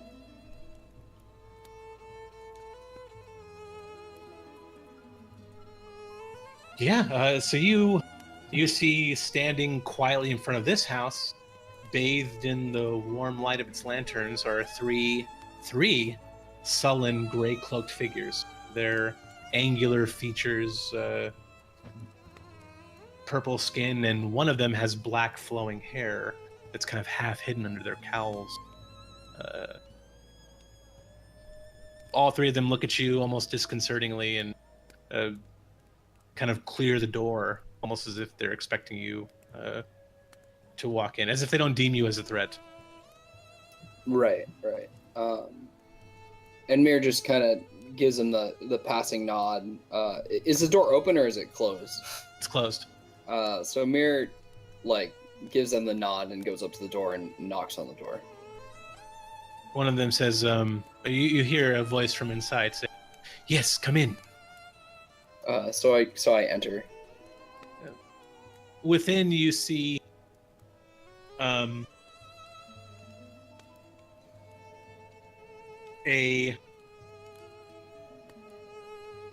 you see the vestibule of this hovel. It looks like a comfortable room with a fireplace.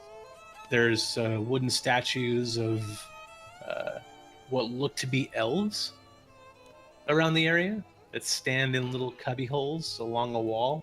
There's a tapestry of a forest that hangs on the opposite wall from your entrance. And you see the eyes of a man who looks to be a purple-skinned elf with the tops of his ears lopped off. He's got black hair and a ponytail, and he looks like a robed individual with nice exotic epaulets over his shoulders.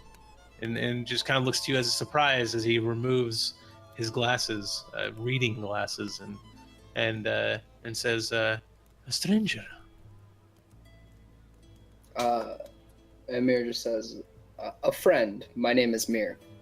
And a foreigner. He stands up. "I am Casimir." Very nice to meet you, Casimir. I'm seeking the Vistani, and I was told you were the man to speak with. Yes, is that what one of my guards told you? It is. Yes. He nods and shakes his head and says, they assume that everyone who comes here to see the Vistani will probably want to talk to me. They see I have a sob story. But if you are looking for Vistani, they are on the hill. You can speak to Luvash or Arito. You will not miss them. Thank you. If you may excuse my ignorance, I've met elves before, but He immediately looks at you. As soon as you mention elves, his concentration breaks from his papers and he looks up at you, almost expectantly. And Mir says to him, "From where do you hail?"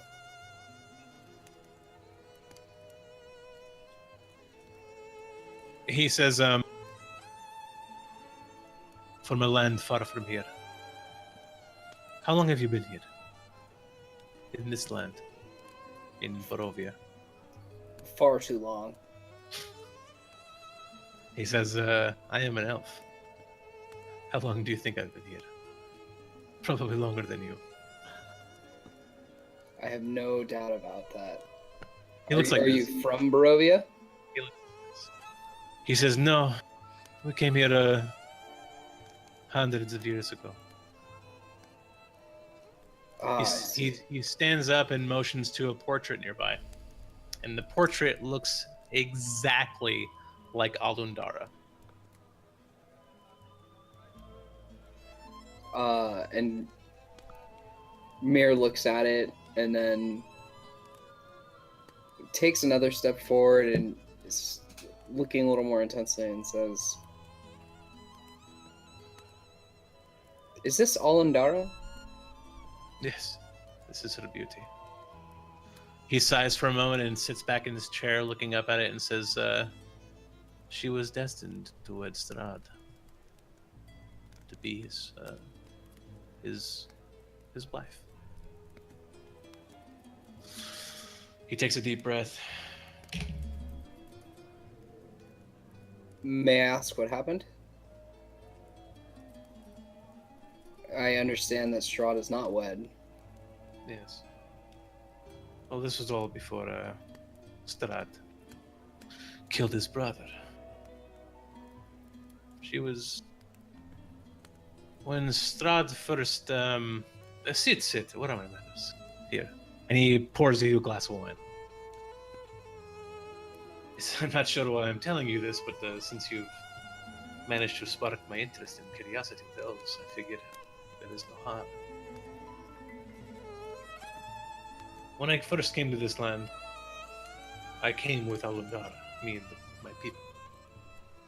We warred with Strahd many, many years ago, when he first arrived to Barovia. He took over the Turks. He reclaimed this land. The Turks themselves, they ran Strahd's family out, long before we came to help him. When Strahd went to reclaim his lands, he asked for the aid of Alundara and their people. So my men lent our armies and in a marriage that would unify both our people. And when Strahd settled here, something overcame him. That same feeling perhaps is what drove him to murder both his brother's wife Tatiana, and Alundara.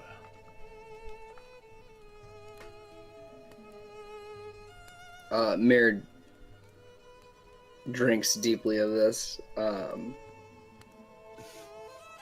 and raises her glass and says, "From death, life." He looks to you for a moment and raises his drink as well. Although he doesn't have much to say, you see a kind of familiar expression of anguish, as if almost every face of torment across Barovia has shared the same pain that he has now.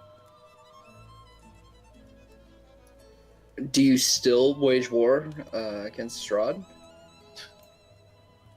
No.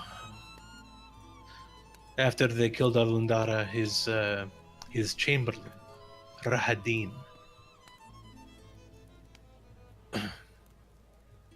he killed all of us. I should say us, I mean the women, the children.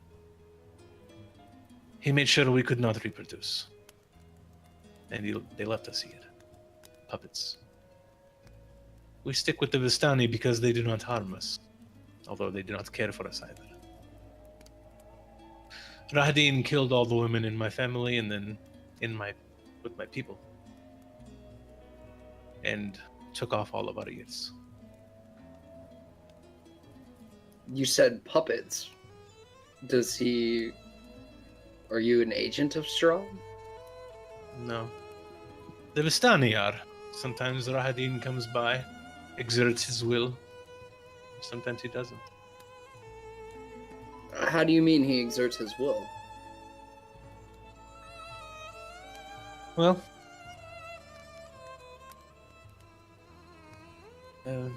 many adventurers have come before you, trust me. And many of them have died to the Vistani. If Strahd wills it, the Vistani will come after you. You will know. Typically, it is Erigal. Typically it is Luvash who makes his presence known. I see. And are they agents of the night, or do they act directly? They report to Strahd. I see. I do not know any more than that, though. And you've seen them reporting to Strahd? Yes, of course. I see them. They report to Rahadin, who then reports to Strahd. What's the nature of this control that Rahadin exerts over them?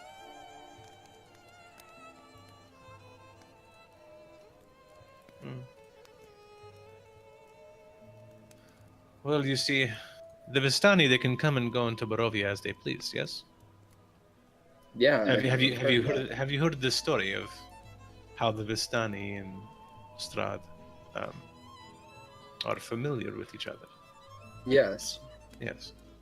Well, then you know that Barovia is a safe haven for the Vistani. There is no singular force that exists that could change that. So they, in a sense, are in debt to Strahd as he is in debt to them. It is a vicious cycle, yes? So when Strahd asks them to hunt down foreigners in his stead, well, Rahadin is the one who gives them the message. When was last you saw Rahadin? It has been many moons.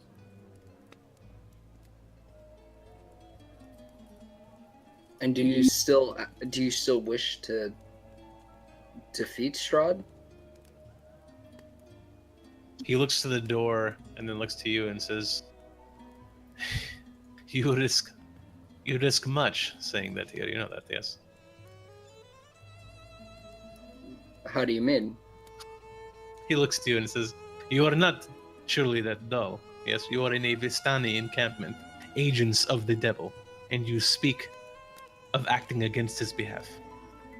You're either braver than you look, or dumber. Either way, I will take a drink to that, yes? And he pours you another glass of wine. And as you take that glass of wine, Helen and Astropi, what are you two doing? You've been at this library for a moment now. Actually, you know what? Let's take a 5-minute break and then we'll come back. Yeah? Okay. Sure. Yeah. Yeah, it's 10 o'clock. Sounds good. Take a Jesus Christ, this shit got Quick fucking real. Holy did.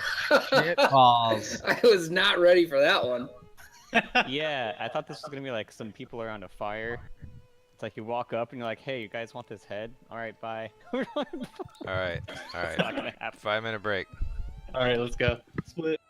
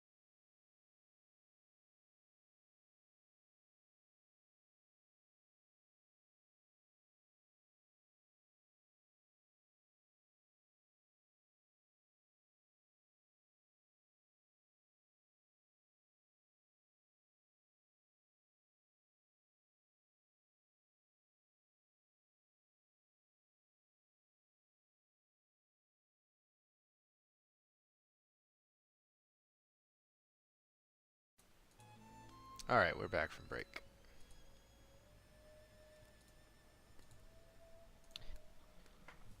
So we were returning to this where me and Astropi are in this church.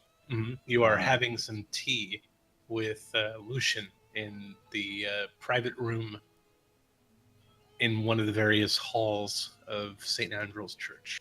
So Helen says, well, you know, I'm not ready to be useless yet.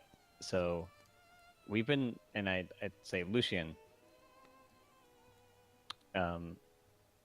we've been looking for any kind of records or archives or anything related to information about Ravenloft, the castle, its design.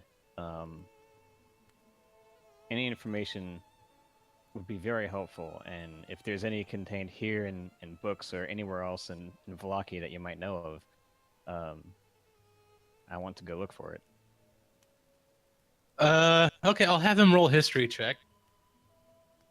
History is wisdom, right? I'm gonna add his modifier here. Okay. All right. So he scratches the back of his head. I got an 18. He scratches the back of his head, and he says, I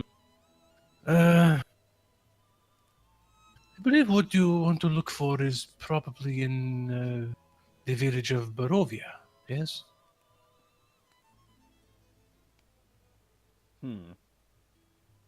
He says, Okay. he says, I remember my great grandfather speaking of his father talking about the castle. But it was through the temple of the Morning Lord at the church in Barovia. Well, that does help. Thank you. If you're looking for information about the castle or how to get in, I'd imagine that is perhaps a start. And so I look over at Astropi, but I'm still kind of speaking to Lucian. And I just say, I think we have a friend who might be able to help us there.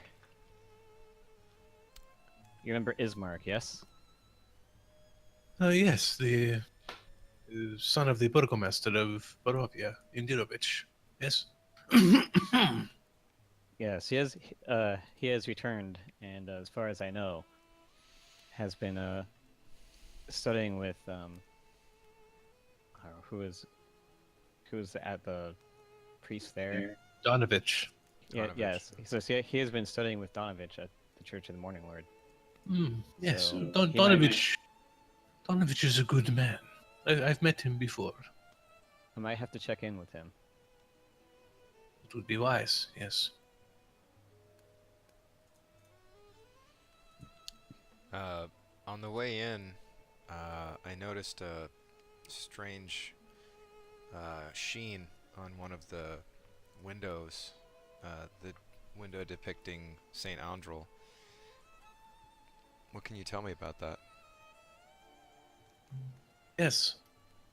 The pen. They reflect.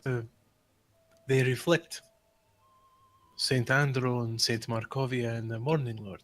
I have tried to understand it.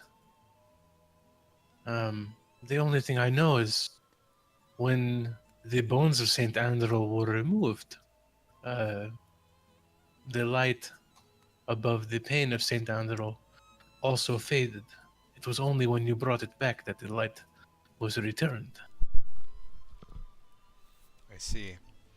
And Saint Markovia, what church is associated with her? Do you know where her remains are? He says, young one, perhaps your memory has lost you. You were there at the abbey, yes? You just told me of the abbot. That one is Saint Markovia. Of course. I'm sorry. It's been a long day. he chuckles and says, "It's okay. I'm only teasing. But yes, that abbey was once the place where Saint Markovia was." And Interesting. you told him, I'm assuming, about the abbey and what's going on there now. Yes. Or would you have kept that to yourself? Like, it's a good what are you question, gonna? actually. Because he's for sure going to ask, so we can either. Yeah, I feel like I would have told him. I feel like Astropi would have told him. She trusts him at this point. But she also would ask if he knew about the other party of adventurers who were originally supposed to deliver that dress. He says, yes. The original party that was supposed to deliver that dress. Well, that was the party that Tibor was a part of. He was with a man who was a paladin named Alden Silvershield. He called himself a very righteous man, a man by the faith. And he thought that he could.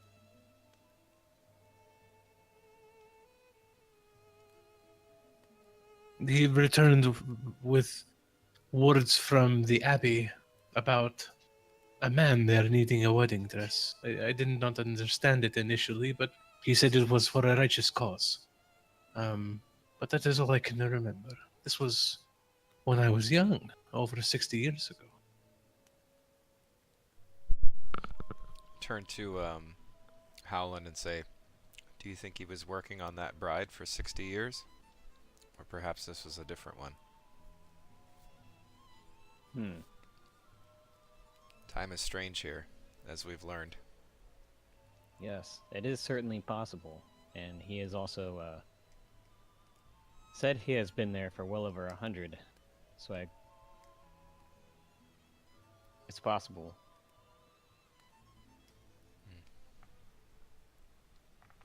Wait, did you just say that? You Okay, so when you told, does he know that the abbot's been there for over 100 years? Like, did you tell Lucian as well? I just said it out loud. Yeah, I just want to know if Astropi would have shared that. I mean, maybe I left that part out or forgot about it, and then Howland just mentioned it. Yeah, so Lucian does do a double take and says, he says, perhaps the oldest Borovian. He laughs. It's hard to know anymore whether that's strange or not. Everything here seems strange.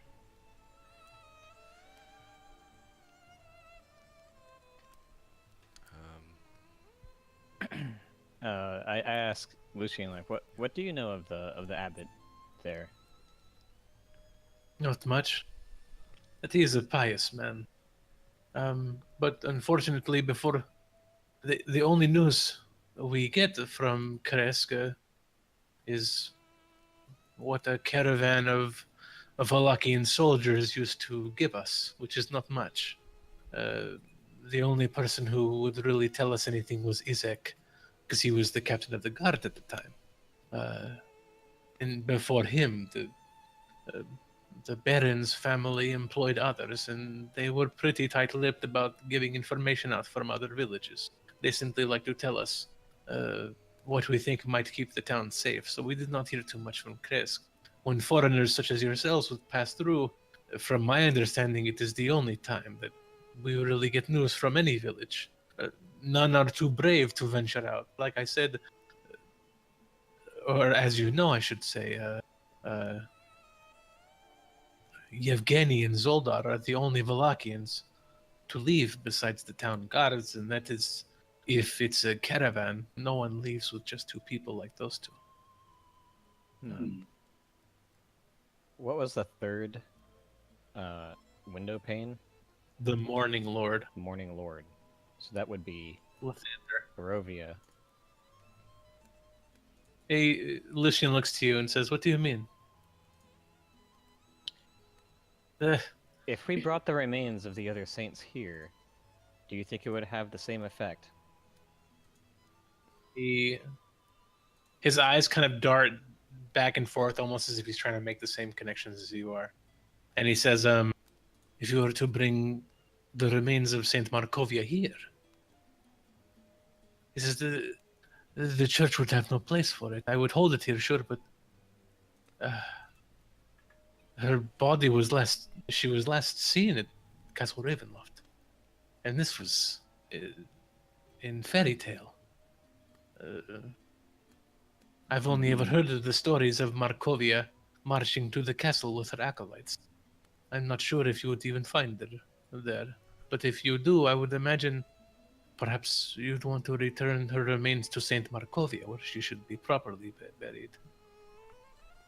I see. It would be one way to redeem the abbey. But if you were to bring it here, that would mean Valaki would be a bastion of hope for all of Barovia."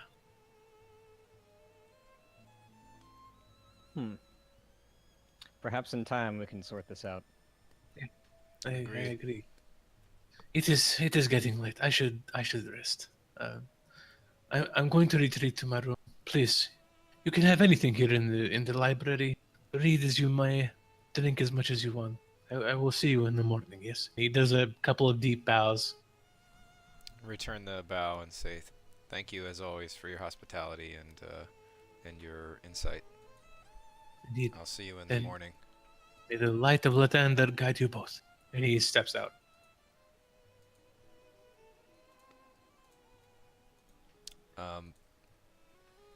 So before I turn in, I wanted to kind of search was we're in a library in the church. Yes. I wanted to kind of look through and just scan the books to see if there's anything about restoration or healing arts, anything that might be relevant beyond just what I would already know of, preparing greater restoration as a prepared spell from my own spell book. Mm-hmm.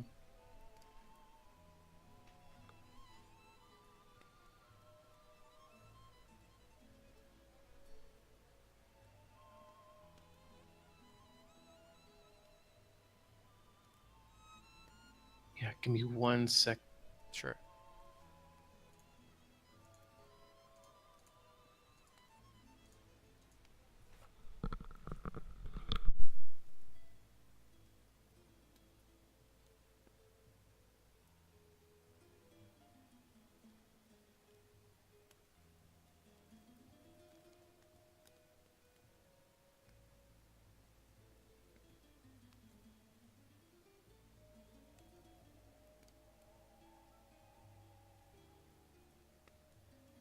So you see,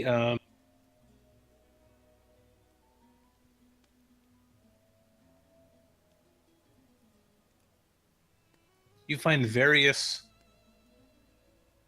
books. Give me. All right, roll a 1d12.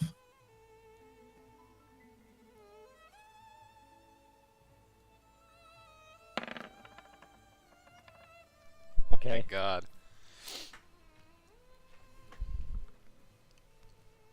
That's good, right? Yeah, sometimes that's good. I mean, when I aged 60 years, it's because I rolled 6. Okay, so you see 3 books. Sorry, you see 2 books. One of them discusses at length the spells and the rituals, the spells, and the history of both the light cantrip and sacred flame cantrip. You also see the second book on thaumaturgy. which is also a cantrip. Give me another D12.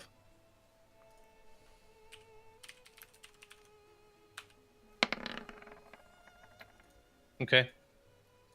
So you spot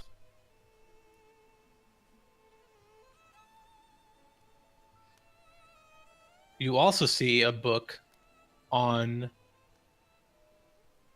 sanctuary, curing wounds, first level spell slots, and you also see 2 books on lesser restoration and spiritual weapon. And give me another another 1d12.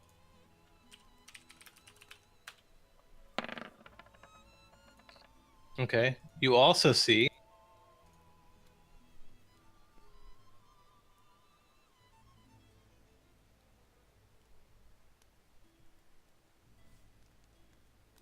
a 3rd level spell,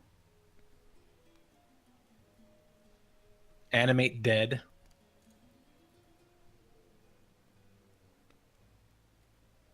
Give me another D12. Sure.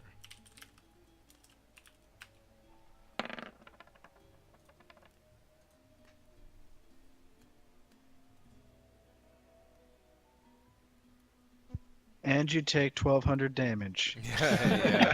You aged 1,200 years. You see.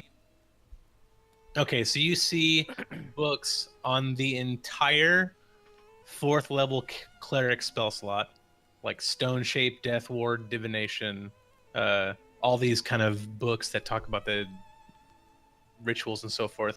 So, Greater Restoration is a 5th level spell. I want you to give me a percentile check. So 1d100, and we're gonna say that if you score 35 and under, there is a Greater Restoration book here. Okay. Wow, 3%. Okay, that's exceptional. So not only do you see that, so you see a book on Greater Restoration. Oh.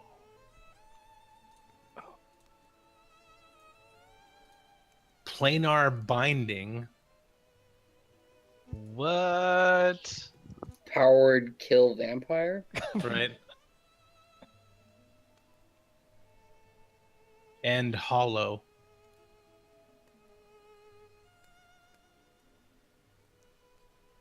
Well, I'm gonna pull the Greater Restoration book, and just kind of take note of the other 2 that are there.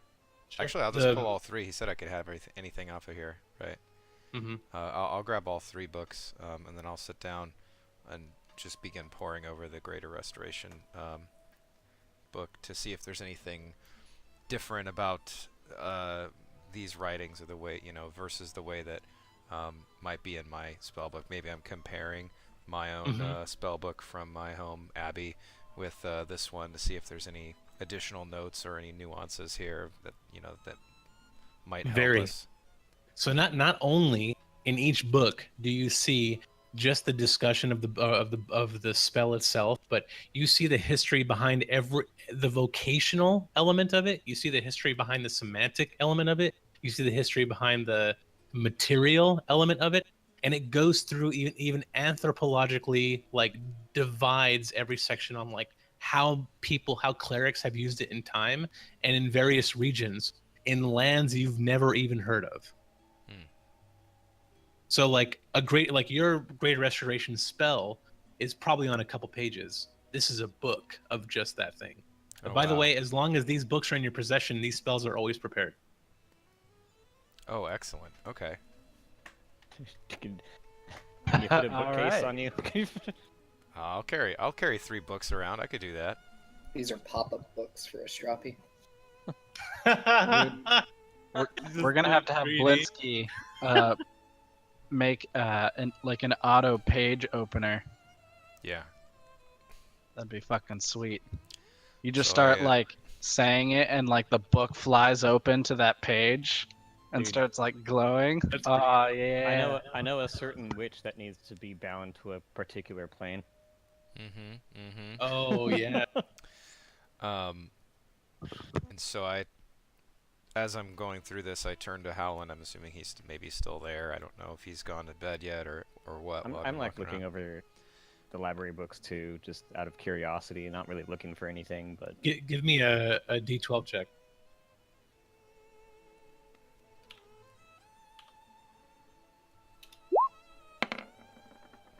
So you see, you spot as you're kind of. Go ahead and give me like 3 checks. Okay, so give me 2 more D12s. Mm-hmm. Okay, so you spot a book that's a bestiary of strange beasts. You spot a book that looks like a biography, and you spot uh, a book of that indicates exotic Barovian exotic recipes. uh, does this biography say who it is? You kind of scan the front, and the name.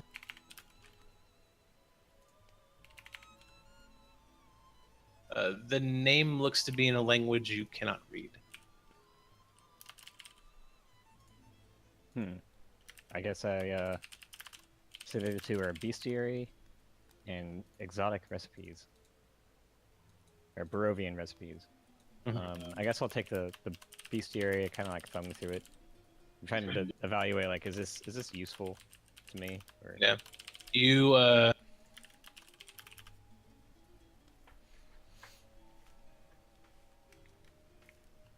so you get a sense that this is a bestiary on many undead creatures. Oh, well, that might actually be useful.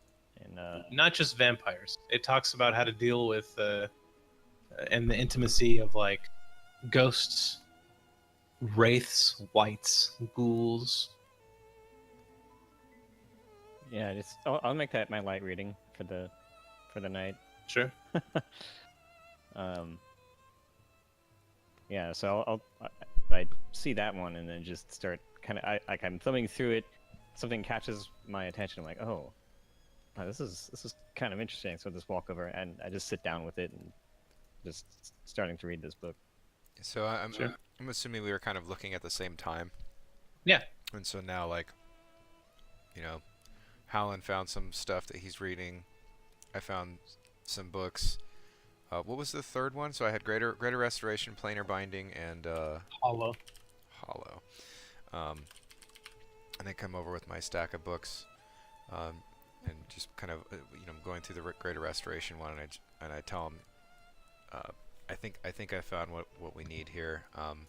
I was already able to attempt the spell, but judging by what I'm seeing here, I'm confident that we'll be able to reverse this effect on you. I also so Helen says to Astrapi, I think we should make sure that everybody's here tonight. Agreed. Do you remember what the Spectre said? That's why I suggested we sleep here and not the Blue Water Inn. Should have known you would pick up on that, of course. Should we send a message? Kind of points to her tattoo. I guess hold off until, like, out of character. I'm not sure how much time has passed for us relative to, like, Mir, because Mir's still, like, hanging out there. Yeah. And it might not be evening for him yet. So at the end of this kind of dialogue between you and the books and the reading and stuff is going to be the exact time the next time we wrap around to Mir ends. So if you guys are going to send a message now, then she'll get it at the very end when I circle back to Jim and then to her. Okay. So like we're gonna wrap up with you guys right here, and then we're gonna go to Jim at the Blue Water Inn. I guess I'll, I mean, we we're did. not ready. I'm not ready to turn in quite yet, so I'll give them some more time. Yeah, I'll wait. I mean, we did agree on everybody coming back here, so we're just Yeah. So we're having a like a scene from Buffy here where we're just both just like poring over books and shit. fucking study. Yeah. Okay. So Chris. I'm like having to ask Chris to, like Howland to like help me with some words because I'm actually kind of dumb. Like, how do you pronounce Sounding it out. Okay. So Chris, I would.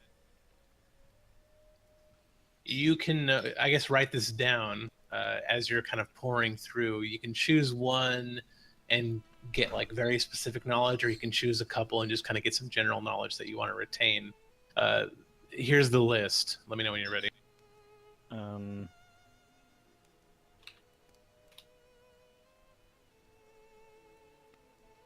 Okay. All right. So you can learn about a crawling claw, a ghost, a ghast, a ghoul, a mummy, a revenant, a shadow, various skeletons like minotaur, warhorse, etc., specters, wights, wraiths, and zombies. And zombies is also various in terms of like ogre zombies, giant zombies, etc. So if you can pick it now, you can pick it later. I'll send you some specific information. While you're doing that, Jim, you're at the Blue Water Inn. You and Tibor are having a drink of your wine in the inn. All right. So Danica's at the bar right now, serving you and Tibor some ale. And out of curiosity, is Radivand in the tavern? Yes, he is. Radovan is also in the tavern.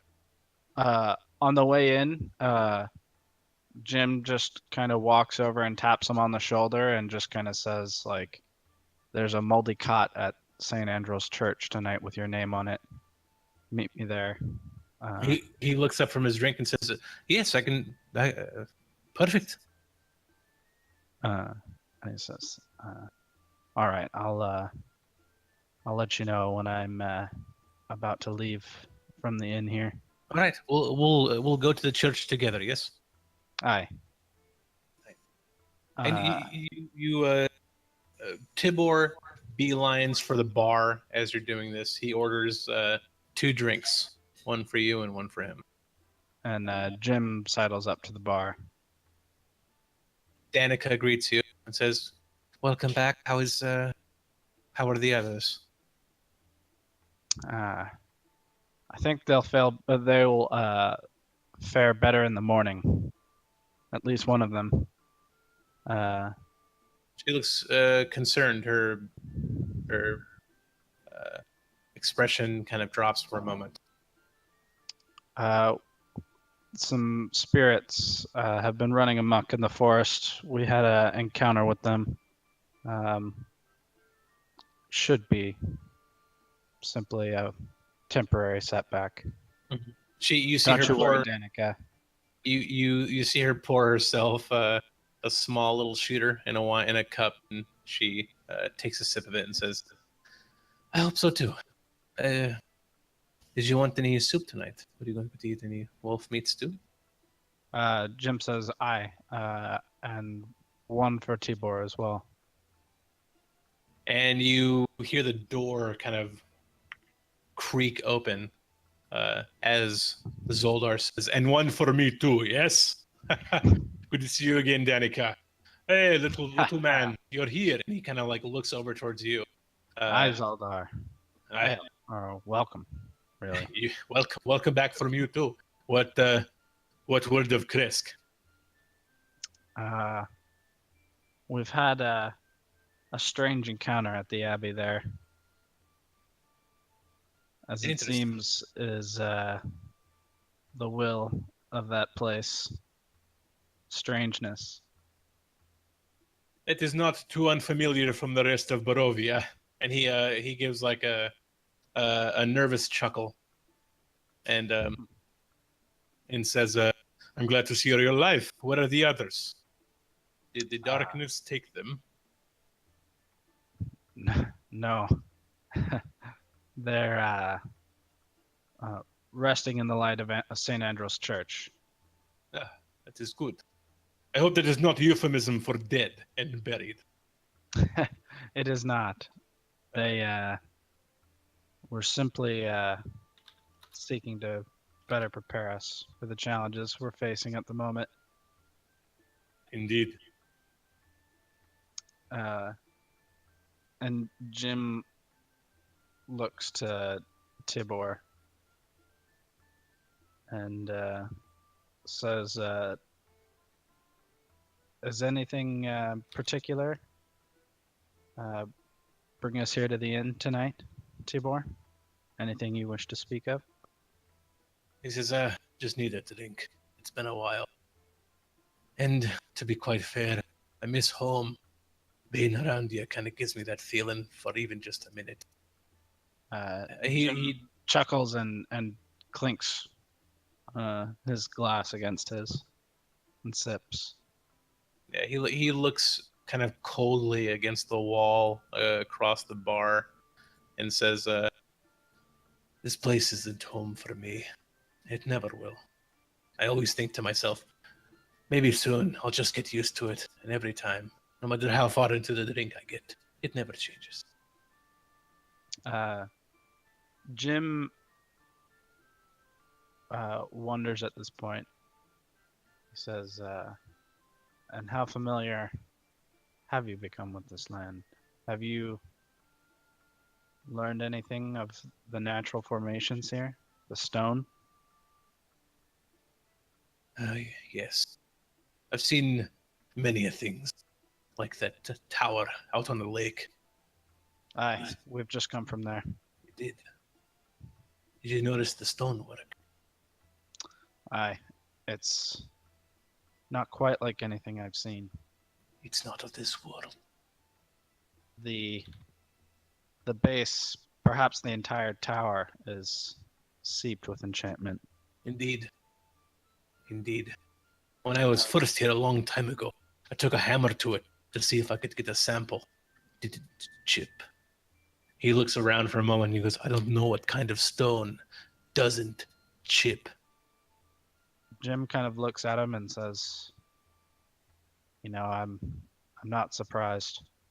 We've come across a number of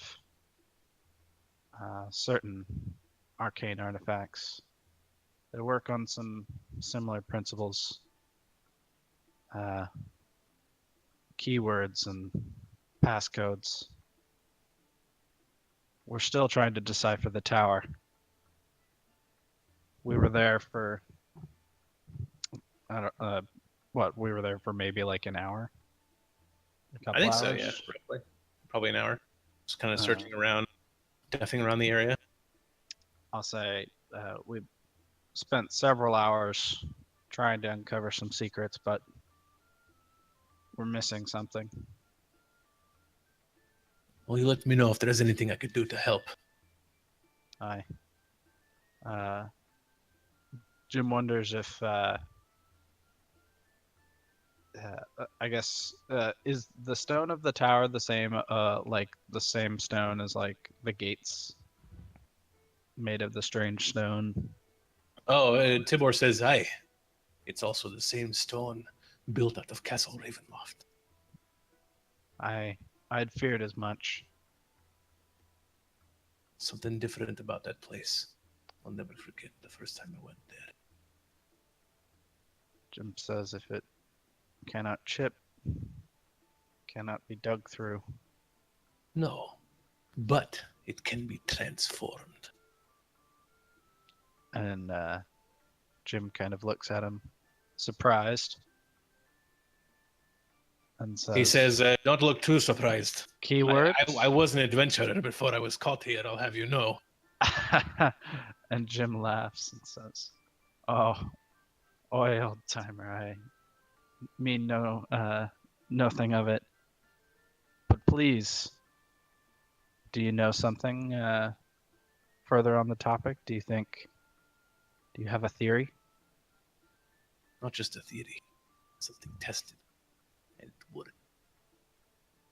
So the entire castle is surrounded by a moat.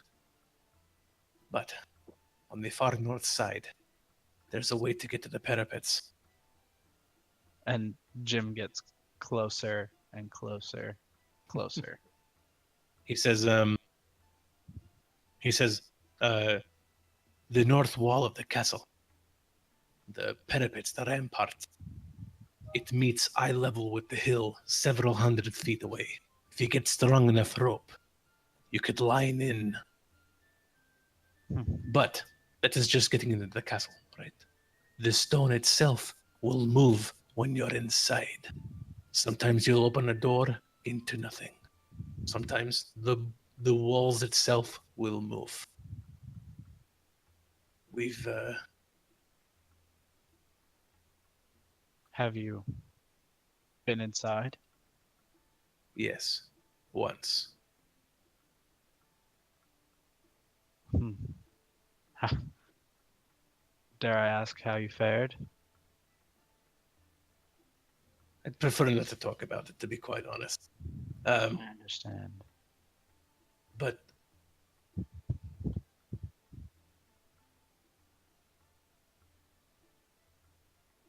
if that tower at the lake is anything like Castle Ravenloft, it too can move.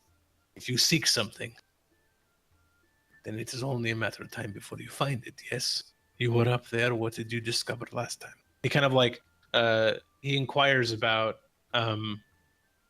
I guess just that, like, what exactly did you guys do at the tower? And I know that it's a lot of information, so I won't have you like kind of explain all of it in one go. I'll try to give some keynotes, Sure, yeah.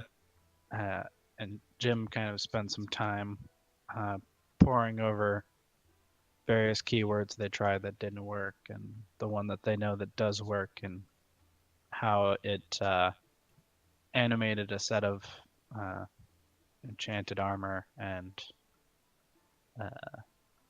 revealed some key documents and the nature of the elevator, the door. Mm-hmm. When you get to the part about the animated armor, like moving, like its hand sliding through and the bricks of the building moving around his hand, when you get through that description, his eyes kind of like light up for a moment, and he says, "Yes, I saw someone in the Castle Ravenloft do the same thing. Only he walked into a different room. I wasn't close enough to hear the word, but it went just like that. He said something and the wall opened. If that tower operates under the same way as the castle, and it is built by the same architect as you say, then perhaps you could find some rooms in Ravenloft that way." Aye. Perhaps indeed. This is great news. I hope so. And he digs deep into his wine drink. And Mir, you're kind of glancing over this portrait of Alundara here, sitting like rocking into the back of your chair for a moment and just examining it with this Kasimov character.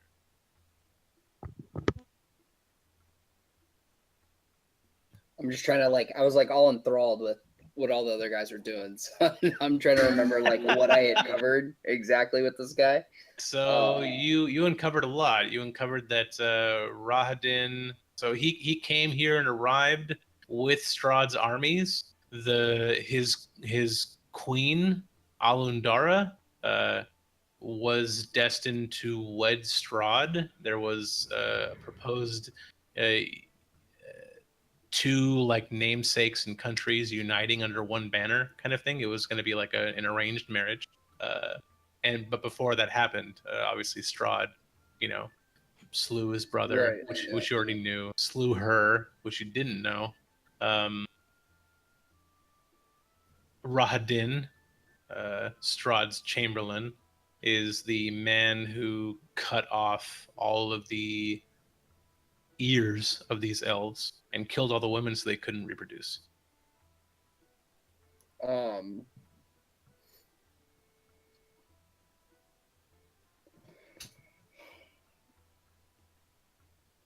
so on this portrait of Alandara, does it reflect the staff that Jim is carrying? The staff in her hand is the one that Jim wields. So Mir kind of nods at the painting again, says, "That looks like quite a fine staff. What do you know about that?" Alundara used to practice magics.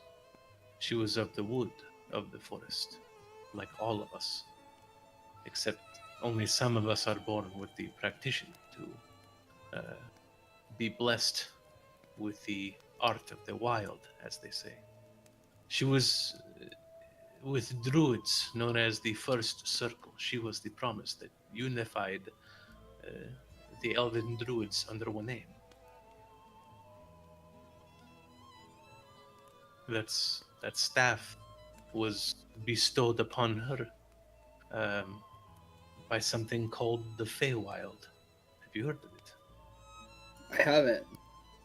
It is, he kind of looks up and around. He says, it is like Barovia, yes? A different world, a different realm. It exists something like that. That staff of hers was gifted to her by the Feywild. And Mir says, about the Vistani on the hill, do you know of a Madame Ava? Madam, yes, I do. What's your take on her?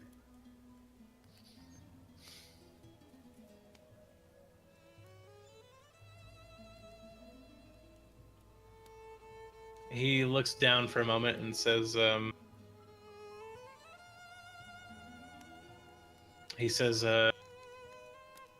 is something more to her than she lets on. That, exactly, I am not sure. But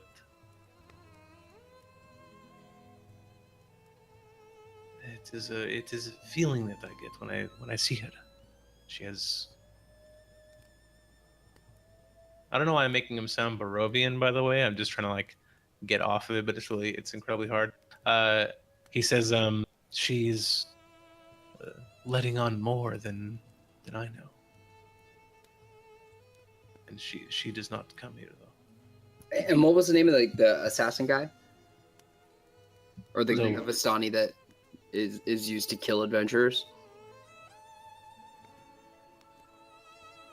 Oh, the one that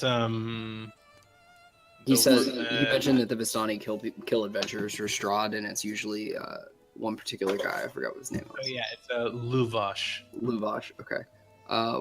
What else do you know of Luvash? He cares for his Vistani people. But he is an evil man. And do I don't recall the names of the Vistani we met at the first camp. Was Luvash one of them? That introduced themselves to you or were introduced? No. Okay. So I ask him, would I be in imminent danger if I were to go speak with the Vistani? Or do you know if Madame Ava is up at that camp? First, is Madame Ava up at that camp? He says, she is not here. I see. Okay.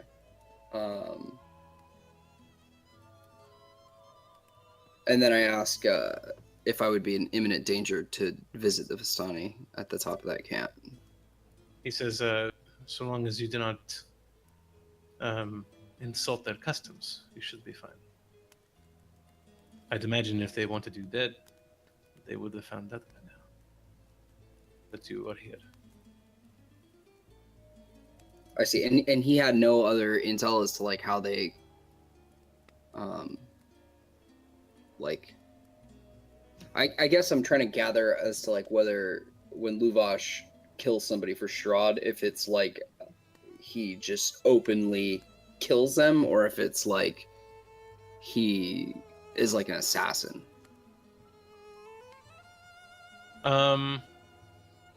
He says Luvash is very efficient with the blade that I have seen. Although the methods in which he kills for Strahd, I'm not sure. I see.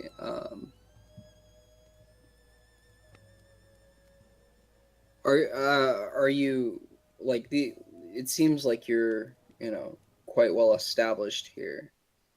Would it be all right if we spoke again? He says, sure, I do not see why not.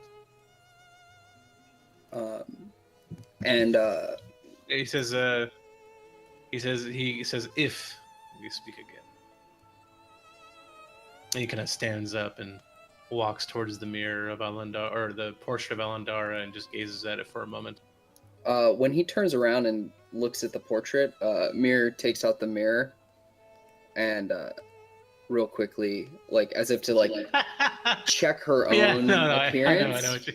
But Yeah, but I want it to be in the vein that like if he were to turn around and see her doing this, like it would just look like Mir was trying to like real quickly check her own appearance. All right. Okay, give me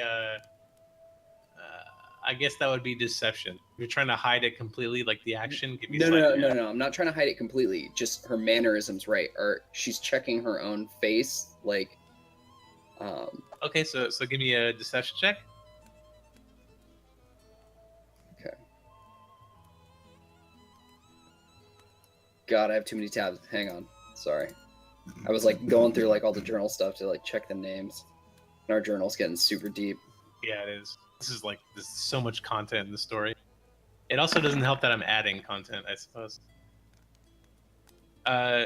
So he pays you no mind, and he does not catch it when he does see you fiddling with the mirror. He just kind of like takes one glance at it, almost as if like he sees your eyes in it looking at him, but then he just glances away as if you're touching yourself up, and he gives you that moment of privacy before sitting back down. And he was in the mirror? Yeah. Okay. And Mir just kind of tucks it away. And she says,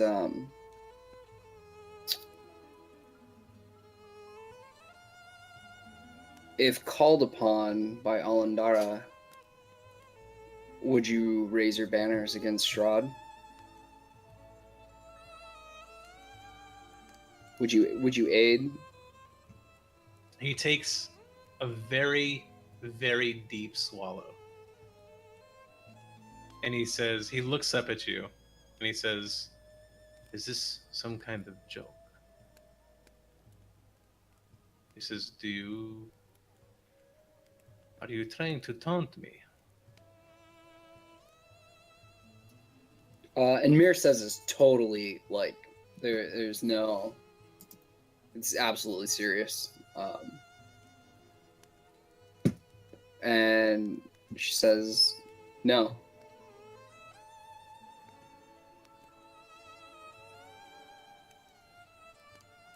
He says, you will have to explain yourself right now.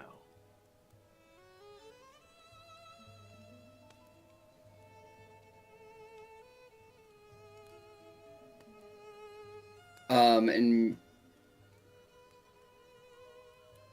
Mir says, if the spirit of Arlandara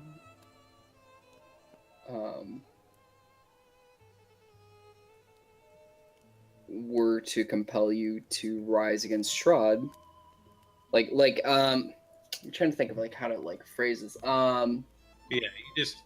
I hope you're getting the idea from him that he's getting insulted that you would bring up the name in vain, almost as if it was like not sacrilege, but I guess Right. Yeah. Yeah. heretic to bring her up in such a way. Um. 'Cause, I mean, you haven't told him anything, and he's just like, "What the hell are you talking about right now?" Yeah. Exactly. Yeah. I've been trying to like dance around the fact that You know you're- way more than he does. Right. Yeah. Yeah. Yeah. That you've seen his queen. Okay. So Mir says, in my short time here, I've seen many things in this land, including the spirits of the valiant lost. If Alandara's spirit were to compel you to rise against Strahd, do you still follow Alandara? Give me a persuasion check.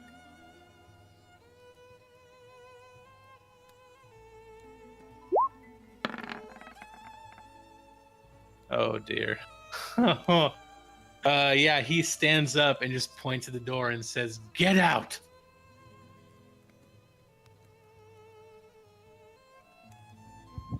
You have but moments to show yourself the door.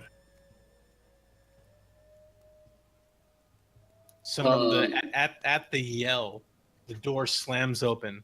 Some of the other elves kind of approach in, but also concerned because they don't see anything dangerous happening. They just kind of heard the commotion for a second and bolted in.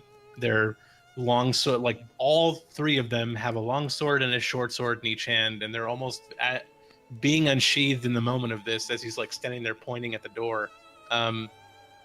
This is like all just happening all at once. What are you doing?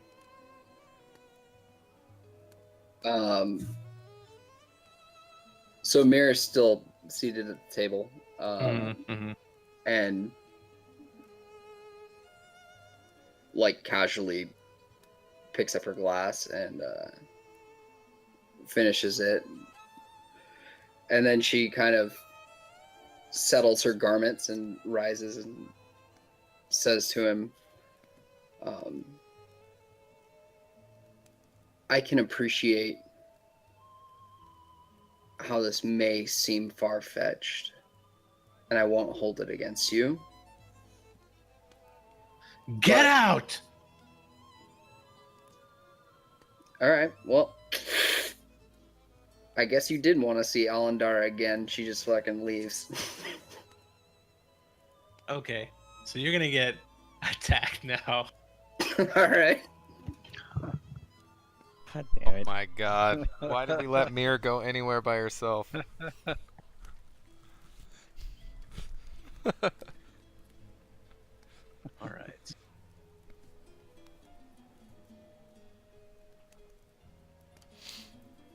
One second.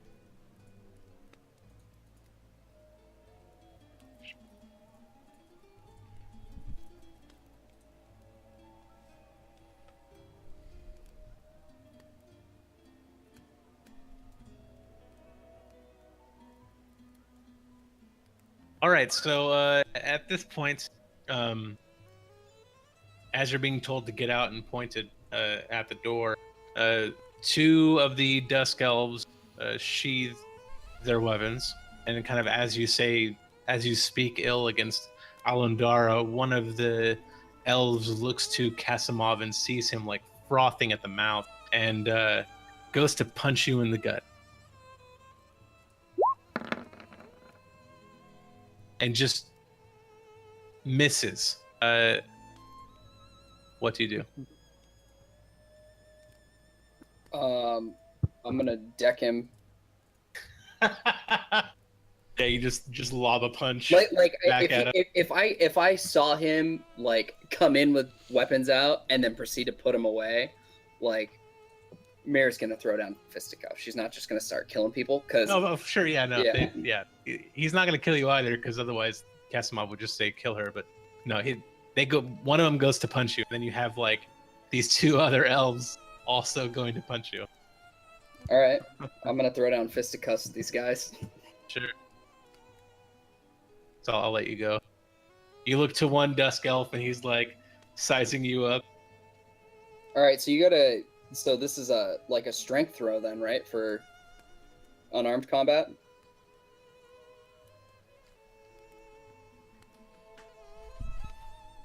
Because I think you still take your proficiencies on the attacks, and then it's just your D4s are your unarmed strikes, right? No, an unarmed punch. Like if you punch someone and you're not a monk, it's just 1 point of damage. Yeah, but like you still got to roll to hit. Correct. So don't you take strength on that for? Yes, I believe so. I'll double check. That was a save. Oh shit. So just straight up strength roll. Oh, here we go. I'm gonna take an inspiration on that too, if that's my to hit roll. All right. So you take an inspiration, and Yeah. you knock him out. So he slams up against the wall and collapses. The other Can I elf, take a free action on this? what are you gonna do? Too, like just to talk to him. I'm like, and Mir just looks at him after laying this guy out and say, "I'm really not taking her name in vain. I have seen Alandara." Give me a persuasion check. I'll give you advantage with the natural 20 KO.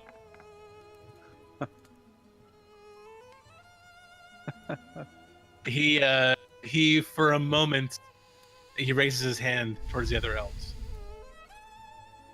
and says, "Before I get my other men to beat you to a pulp, what proof do you have?"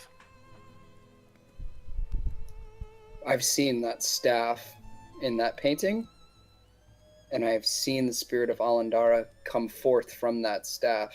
He slams his fist into the desk, and you see eyes welling. His eyes well up with water, and says, "Do not lie to me!" Let's take a breather, my friend. You could, What if I you were- could feel the tension of his jaws clenching, almost as if he could break his teeth if he applied more pressure. So Mir says, "If I could show you the staff, would you believe me then?" Then go and bring it here. He so- motions for his guards to come into So as to, soon like- as he says "bring it here," right, Mir just sits right back down in the chair, and pours another glass, and then she reaches to her neck, and she says, "Jim, it's getting a little bit spicy, and I think we've got a lead, but apparently I'm not a people person." So I might need some help here. And then I pour like, and this is like all telepathic, right? This isn't like where he's hearing it. right. Yeah. It's okay. telepathic. So she's like rubs her neck, and then, so let me let me know what you guys say to this as I'm pouring a second drink, and I say to him like, let's start over, my friend, and I will get the staff for you. And I pour another drink. He takes it in one gulp, leaning back, and you see him like with his like lips and teeth as he just looks at you. He says, "This is one sick, disgusting joke. If it is not true, I'll give you 1 hour. So upon receiving the message, Jim stands up from the bar and says, "Excuse me, Tibor. I have a matter of great urgency that I've just remembered." Oh yeah, no, see to it, lad. Don't let me keep you from doing anything to get stuff done in Valaki. I'll see you Aye. around. Aye.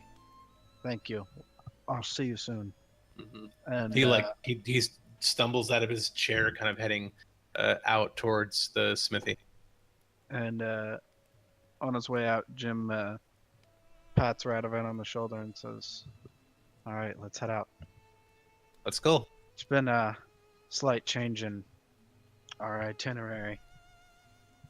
So, Stroppy and Howland also heard that. What are you two doing? I kind of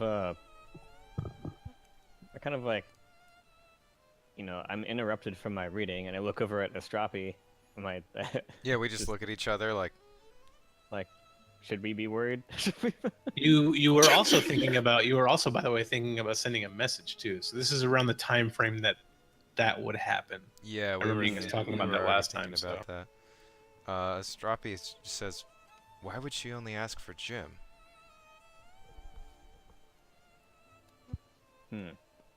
Should we go, or would that just escalate the situation? How late is it? Like, it's not like super late. It's like No, it's getting nighttime though. It's getting nighttime. Yeah, this is.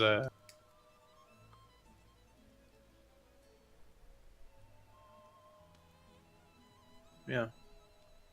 Okay, well, I guess we have time to go out and still do stuff. And I kind of like, I just kind of like sigh, and I reach for something to like use as a bookmark. I put it in there, and I close the book, and I just get up, and I just say, I just kind of like shake my head and like, I think she's in trouble. We should probably go out there. Badly could Mir fuck Alright. this up on her own. Yeah, Stroppy just closes up the books, packs everything away, and just heads for the door. So we go out. Let's see, where's the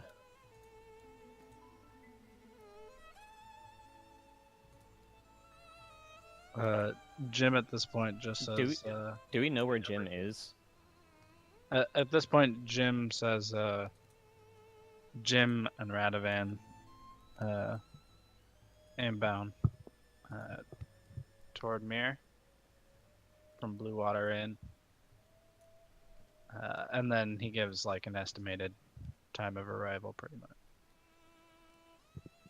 Wait, are you saying this? Yeah, like I'm sending. Okay, so you're coming straight from Blue Water over to where he is. Yeah, well, I mean, So I it guess- looks like I'm going to be going past the church and out of town. Okay. I assume that's the route that I would take if I were Jim. You are Jim. Yeah. So, as it turns out, You are James Woodman. yes. Okay, yeah, indeed. so I step out of the church. I'm assuming... I'm hoping Stroppy's coming with me. Yeah, I said I was already on my way out. Yeah. Yeah, let's go. All right. I'm not sure what path we take, but... So, as you guys are all heading out, let's call it. Oh, come on, we gotta Yeah. finish this part. Shit. Cliffhanger. This is some bullshit right here. I mean, isn't that a good way to end it, though? I Dude, guess that's pretty good. I'm willing to go to 12 on this one. 'cause this is good. Cliffhanger. No, I say I we mean- keep it a cliffhanger. Yeah, let's Fucking do that. hate Perfect place to end it. I know, Okay. right? I mean, we're finishing it on you like natural 20 knockout a fucking an elf guard. That was amazing, dude. That was a yeah. That was And so that good. dude is a living contemporary of Elendara. They're the oldest living people in Barovia. Yep. So that's probably good and important for us. All right, fine. I can't believe we didn't ever run into this before. It's completely out of the blue. So you can see why running into Ismark and Tatiana are fucking crazy, right? Like, Yeah. otherwise you would have done this entire story and just only ever heard of this woman that looks like Tatiana and never have met her. Yeah, Yeah. this is juicy. And possibly the worst character to be handling this. Oh man. The, Absolutely. Just I can Like see the- you guys getting there, and she's just like, "I'm on a diplomatic mission." No, she's calm. There's just- She's totally there's just fucking an calm. elf She just just fucking, laid this like- guy out and sat back down. Like, Yeah, there's just an elf KO'd fucking drooling against the wall when we walk in, and she's just sipping wine. the completely unnecessary power play against this guy, dude. Just like everything about her like body language and just like she's just disrespecting this dude so fucking hard. It's Yeah, amazing. yeah. I just try to be cool with him. I was trying to be really cool with him. A little too cool, man. A little too cool. Too cool. You gotta, for I mean, You let Mir off the fucking Astrapi chain. and we this is fucked the it shit up. that Yeah, I happened. can't let you go anywhere, dude.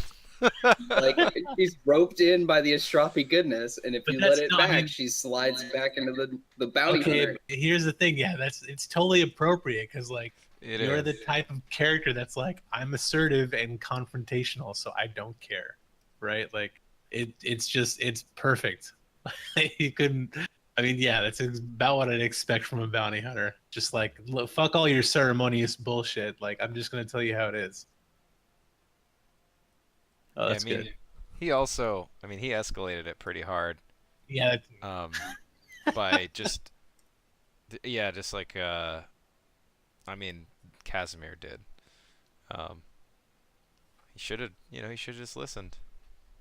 I like that though. He got super Should have been emotional. chill. yeah, that's. I mean, yeah, and then Also, for an it's elf cool. to, Oh, sorry. Go ahead. I was gonna say, and then for an elf to like react that way. Like usually elves are really calm and collected no matter what, right? Like very Yeah, but he's so like traumatized. yeah. Them persuasion rolls weren't helping either. Mm-mm. Mm-mm. It's Well, not my strong suit, that's for sure. well, now that we're doing our post rock talk, we'll get about 12 viewers, and then Yeah, that's typically how this tends to work. right. All of our viewers are just like, yeah, they just RP. Let's just wait for Rock Talk and get the cliff notes on Get it. this summary. So yeah, well, speaking of cliff notes, what did you guys think of this session? Honestly, Highlights? I really liked it. It's the first time we've split the party, and the way that we were jumping around between the different sort of the scenes was really cool and really interesting. Like, Yeah. obviously it's usually a bad idea to split up, but we're pretty comfortable with Valaki at this point, and I thought it was actually really cool. Like, just all the different things happening at once. Yeah, I hope the time management was appropriate between all of them. It would It felt be unfortunate perfect. if you guys. Oh, cool. That's good. To I'm me, glad at you guys least. don't have to wait too much on sessions. I know that sometimes that can be a pain, and that's something that I would like to continue working on. Is like making sure that if the party does get split, that I don't want to have to feel like it needs to be railroaded, but then I can also like divide and distribute amount of time accordingly. I mean, for the fact that our objectives were to do Perez and get intel on Ravenloft, I felt like we just got a fat load of fucking intel. Like, You did. Probing the right questions at the right time, right? Like being given that information is one thing out of like Tibor probably would have never told you out of context had you not inquired about the tower or like brought up the stone or stuff like that, right? Like because that provides context and he knows a bit more and can divulge that. It just depends on what you're looking for. So like pointing that out and bringing it to light might work with some things, but not all, right? Mhm.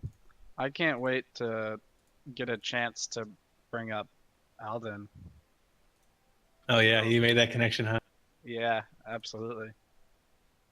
Because we've read of Alden. That was one of our first. I think that was our first note. It was. So Alden describes Tibor in that journal. so yeah, I that may come up soon. I didn't press too much because he was like, well, I don't want to talk about it. All right, get you next time, motherfucker. Right. Yeah. All right, my internet's back. Yeah. Yeah. So what were some of your highlights, Chris, about this session?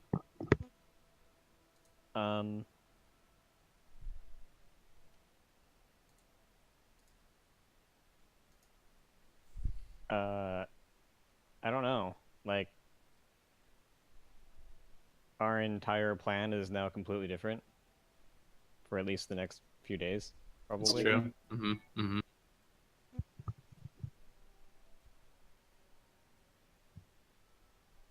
Classic Yeah, versus Strahd.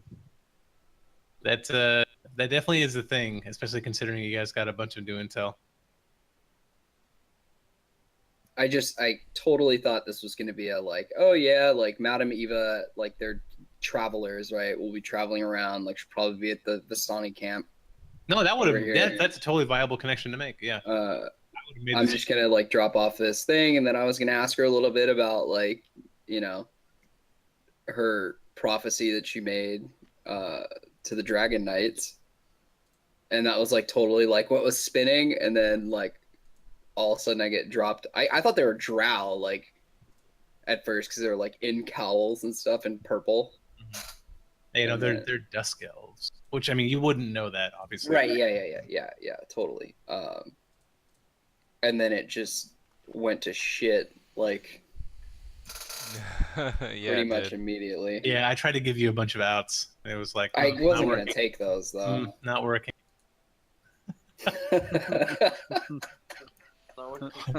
The 10 out was 11 on persuasion. I was like, oh man, this guy is like, not the most stable. I'm not gonna hold this against you. Let's start over. We've read a little bit about Casimir as well, right?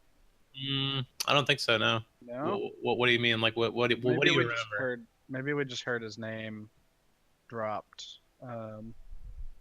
at some point. Maybe like one of the Vistani or something. I don't think so. No. Huh. But, his name has not been dropped, nor has Luvash or Aragal. Okay. But yeah. So I'm wondering, like, what would happen if what happened to Howland happened to like a guy who was already like a 50-year-old human? I had it proportional to that person's age span. So like if it was a human, it would have been like 1d4 times 10. So for you, it's 2d4 times 10, and then for a dwarf who lives like 350 years, it's 64 times 10. So like a dwarf could age like 150 years or some shit. Ooh. That's just completely out of the blue and ridiculous. Super glad I got a 20 on that. And totally, yeah, right. And totally Barovian. Yeah, that was pretty crazy. That like completely changed our whole course of like what we thought we were going to be doing and what we thought was important. Like we legit all of a was just sudden had to like figure out, what to do about it. I legit like it's the ghost's horrifying visage, and then like as I ended up like declaring it, I was like, oh, this thing is going to be permanent in 24 hours. Okay. Well, so you didn't actually even know that was going to be permanent. No, I like when as you I was it. as like, I was I could potentially completely fuck their whole campaign. No, because you're like, oh fuck. I did. What was it? I How would looked that at it fuck and I was our whole like, campaign? Like you being aged by 60 years doesn't fuck the campaign. You're like, You're Yeah, just an that's- older you're body. you're just middle aged now. Yeah, you're a middle aged. just a middle-aged halfling. Plus, we're gonna Besides, revert it anyway. None of you declared being like an older adventurer, anyways. So you wouldn't have been a senior citizen. That's hilarious. Dude, this Vistani camp, well, like this elf camp, is like super fucking juicy. I was totally like mulling it around, like, oh, I should message these guys and get them over here before I go any further. And I was like, fuck, Mir would not do that unless it was absolutely necessary. Yeah. When you were like, "Yeah, I'm just gonna go down there," I was just like, "All right, yeah, do it." Just gonna go Yes. drop off the severed head at the Vistani camp real quick. I'll be right back, guys. Yeah, me. Just real quick. See you guys. Well, like I had like a good rapport with Madame Eva, so I felt You do- like you I do. could You totally negotiate do. that with her. Like, Yeah. uh, Honestly, the points that you are making in your head to connect that is like totally viable. Assuming that Madame Eva would have been there is expected. You know. but yeah, it's gonna be a fucking hilarious ass next session intro, and it's just like this elf like collapsed. Yeah, he's like being helped up as you've taken a seat. They're like, "What? Dude, What's your social security number?" how's he gonna fucking react though when Jim shows up with that thing? Like, if she doesn't come out and say something nice about us, they're just gonna try and kill us and take the staff. I got solutions for that too. Does it involve murder? Just gonna Owen? murder. You All the elves. do you have a doomsday plan? It's Oh. not murder if it's self-defense. So- Oh, okay. man. I also have a pretty good feeling that Alundar is gonna swing for us. You know, I hope so. I imagine If this is like her only remaining people, I have That's been possible. chosen. Yeah, it feels like the kind of thing that she'd show up for. Yeah. I was trying to do it without revealing that we had Alandara, just to get the intel on it, like whether we had a potential ally, and that just fell apart. I mean, it makes Yep. sense. You know, I mean, like going through that, I just try to play it as like, okay, this in his head, he's opening a heartfelt story with this random foreigner, going like, okay, I'll share the story about Alandar. Like, what difference does it make? Every adventurer I've ever seen here has died, right? Like, if I share the story, not a big deal. So he shares this intimate story about Alandara, and then here goes the same adventurer going like, well, what if I saw her? And he's like, what the fuck are you talking about right now? Like, what do you mean, what if you saw her? He's gonna feel like such an asshole in an hour. Right? No, but in his head, he's going like, here I told this human who couldn't possibly understand the gravity of the life of an elf. Like, over 400 years ago, she was killed by Strahd, who rules over this land. And then, like, you know, to him, he's just like, you know, in my mind, I'm just thinking like, that's the way that it played out. I could see how he would take that as being incredibly disrespectful, like almost, you know, heretical to a degree. Mhm. So I figured, all right, well, what would somebody do like this? What would someone say if they felt like their trust in conveying this information was, you know, treated like this? Oh, well, probably would lash out. That backed with like years of turmoil and just emotional instability from like constantly seeing the source of your pain, you know, being manifested, and you just can't do anything about it for like 500 years. Okay, well, pretty rough.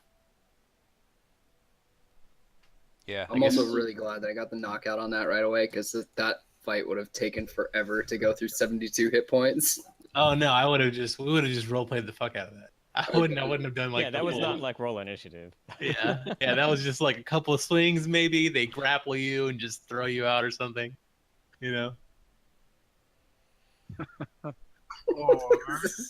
That's how I play. I mean, that's how I play bar fights. Like, I don't expect people to go through like hell that many hit points. Just like if you punch the person like 3 times in a row or something, they're just gonna get knocked out. Or in the case of a natural 20. Man, whatever happens here, like we gotta try and not stay here too long, though. Because we still also we were also threatened by Lady Wachter, and I feel really like I would be really worried about staying too late at a Vistani camp. I don't think Mir is going to go up to that Vistani camp if No. Madame Eva's not there. Like, Yeah. that is not in the cards anymore. Like maybe we can calm the situation down.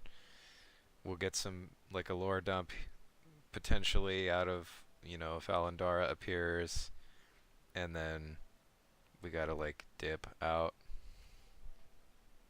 We also Yeah. know that Strahd doesn't know where we are, right? So there. Again, that yeah, much. third time. Yeah. Although this is the last time you guys will know if he does or does not know. Mm-hmm. So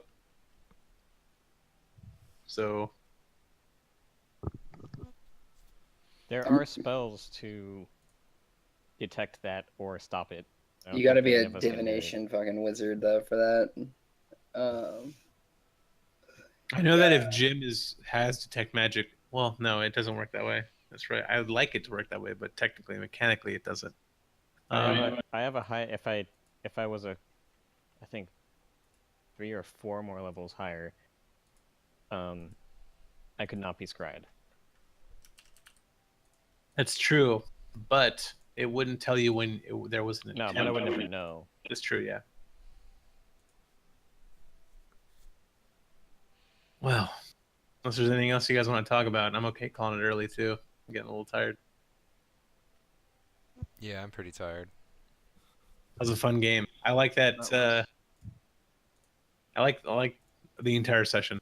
A lot of RP. Like I'm assuming maybe next game, depending on where you guys go, there might be a lot of combat. So trying to put in as much RP as we can between like the next couple bouts. Like you guys gonna have some big fights, right? Like Berez is gonna be tough as nails. Not to say that like there isn't a room for diplomacy, right? Like I mean, Mir's got that back pocket easy. Just diplomacy my way right out of there. I know, right? Just walk right in. I'm really intrigued about the planar binding spell. I am too. Oh, yeah. So I read about that. That takes like a long time to cast, and it takes like 1,000 gold worth of like a material. Oh shit! And it also basically just it holds them in place for 24 hours, and like they have to, or not holds them in place. It binds them to your will for 24 hours, so they can go out and do other things for you and come back. But yeah, it's not the banishment one where it like sends them to another realm or anything like that. Wait, binds them to your. Does it have the caveat that like you can't instruct them to do something that would be like self-harming? I think so. Let me see. Because if it doesn't, I mean, we can always just use that on Strahd, and if it works, it works. And then we have them go drop straight into the pool and like lounge. Oh, but planar binding is mostly for like demons and angels. I think it's specifically celestial and fiend. It doesn't have undead, right? Celestial, it's fiend, and celestial, Fey? elemental, fey, or fiend. Elemental. Oh, Yeah. okay, yeah, that makes sense. You attempt to bind a celestial, elemental, fey, or fiend to your service. Creature must be within range for the entire casting of the spell, which is 1 hour, for 60 feet. So you'd already have to like. Restrain them. Yeah, typically the creature is first summoned into the center of an inverted magic circle in order to keep it trapped while the spell is cast. At the completion of the casting, the target makes a charisma saving throw. On a failed save, it is bound to serve you for the duration, which the duration by default is only 24 hours. If the creature was summoned or created by another spell, that spell's duration is extended to match the duration of this spell, and then must follow your instructions to the best of its ability. You might command it to accompany you on an adventure, guard a location, deliver a message, obeys letter of your instructions. But if the creature is hostile to you, it strives to twist your words to achieve its own objectives. That's cool. If the creature carries out your instructions completely before the spell ends, it travels to you to report this fact if you are on the same plane of existence. If you are on a different plane of existence, it returns to the place where you bound it and remains there until the spell ends. So there's actually nothing in there saying that you couldn't have it just like harm itself. But chances of using this on the witch are real low. No. What about hollow? What is that? It is. That one is like it's actually hallow, Hallow. Yeah, it's Oh, a okay, that sacred makes ground thing. and makes it's sense. you spend 24 hours to cast it, and it also takes 1,000 GP worth of stuff. Damn. But the duration is until dispelled. So you touch a point and infuse an area around it with holy or unholy power. Can have a radius of up to 60 feet. And then there's just a bunch of different effects it can have, like celestials, elementals, fae, fiends, and undead can't enter the area, nor can such creatures charm, frighten, or possess creatures within it. You can bind an extra effect to the area. Choose the effect from the following list, and there are things like courage. Creatures can't be frightened in there. Darkness fills the area. Daylight, bright light fills the area. Energy protection. You can have resistance to one damage type of your choice, except for bludgeoning, piercing, or slashing. It's only for like magical. You Yeah, could make like a basically mini Kresk pool. yeah, basically you can take a radius of up to 60 feet and make it super badass. Silence. Wow. You could probably add that to the Kresk pool. Yeah. I feel like that the Kresk pool is already hallowed. Yeah, that's kind of what I got. Although, Oh, yeah. I guess technically they don't stack, right? well, no, because I wouldn't add this though because Celestials, Elementals, Fae, Fiends, and Undead can't enter the area.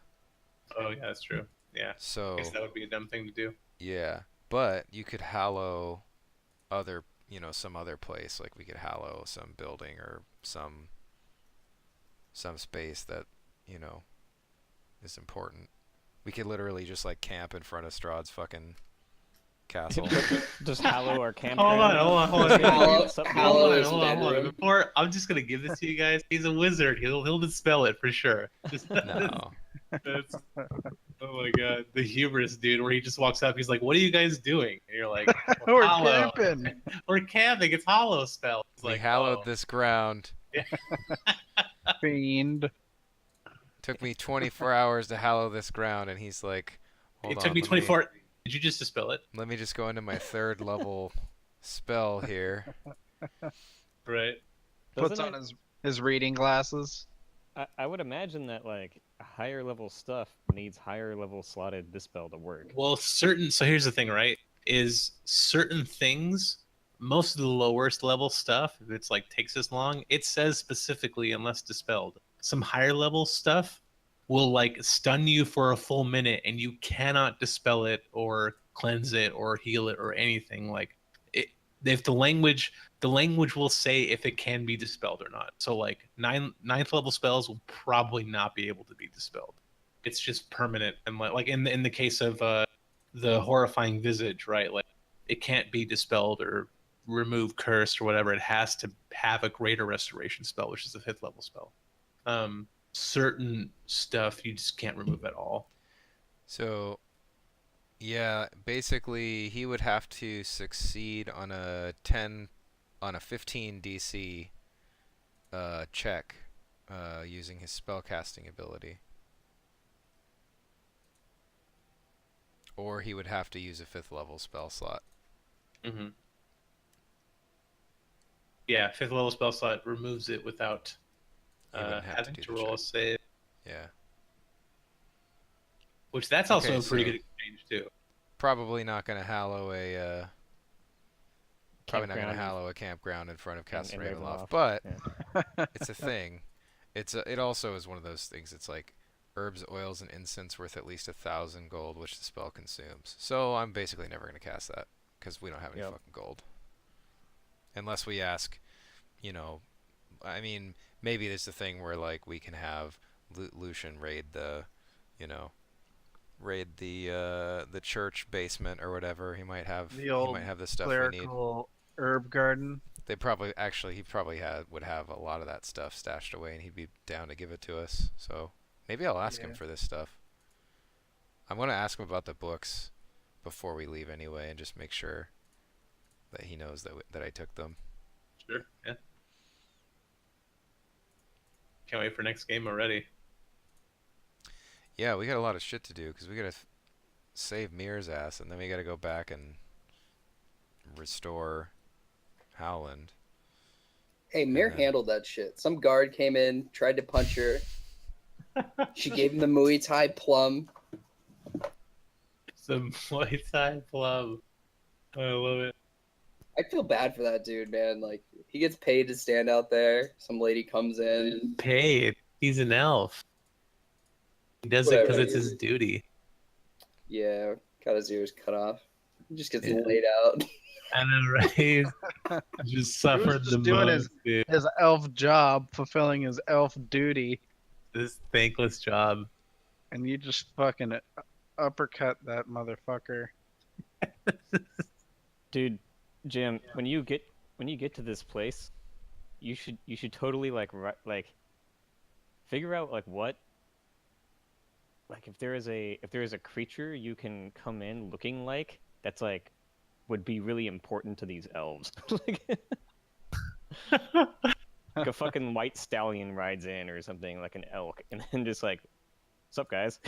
A white elk. I mean, There's even like a raven might be Yeah. somewhat important. Or you take a different tact and just come in as like an opossum, like dragging the staff in with its tail.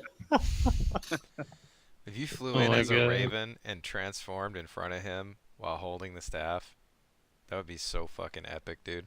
that That's would pulling be. a Medivh for sure. Yeah, pretty much straight up. Yeah.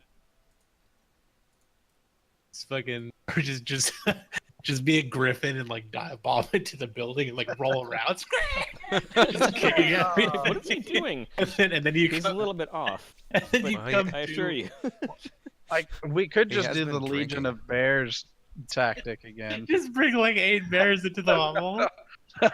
Excuse me, my friend is inside the tent there. And just one fucking bark skinned bear walks in, just like, hey, Oh my guys. God. I just No, and this uh, guy too just must just like this lady comes in, right? And he's like, "You've got an hour to get this staff," and she just sits down and starts drinking again. He's like, Like dude, he didn't hear shit about the phone call. Like he's just like, the hubris though. the fuck? So, Z, I have a question. Yeah. Does speak with animals, because it is always active while the staff is on my person, pretty much? Mm-hmm. Does that mean if I shapeshift, I can speak with animals as an animal? Does that make sense? Yeah. You always have anything that is granted to you by magic item is granted to you by a magic item even while wild shape. Okay. So, as a bear, I could like talk to any other animal, pretty much. Or Oh, I see what you're saying. That's- Well, You here could talk to your birds. so there is a limitation on that. If the animal you are transforming to can talk, then you can then that can be something in conjunction. Otherwise, that doesn't work. You can, however, still listen to other animals. got it. But I will look that up because that's pretty interesting. Yeah, because it's. I know later on I will be able to just freely speak while wild shaped. But Yeah, I also know so- that that's kind of a while off. So when in wild shape, the ability to speak is limited to the capabilities of the beast form. If you cast speak with animals, then you gain the ability to speak with them. They don't gain any new abilities, knowledge, or intelligence. It stands to reason then that animals can communicate. I don't think it's a far cry. Okay, so like if you since speak with animals is always active, right? And you go into wolf form, you Mhm. can speak with wolves. Got it. As opposed to just being able to like understand body language or something. Mm-hmm. Got it. So like if you turn into a raven, you could speak with ravens. And that's because of the speak with animal spell. Got it. Cool. Well, that's good to know.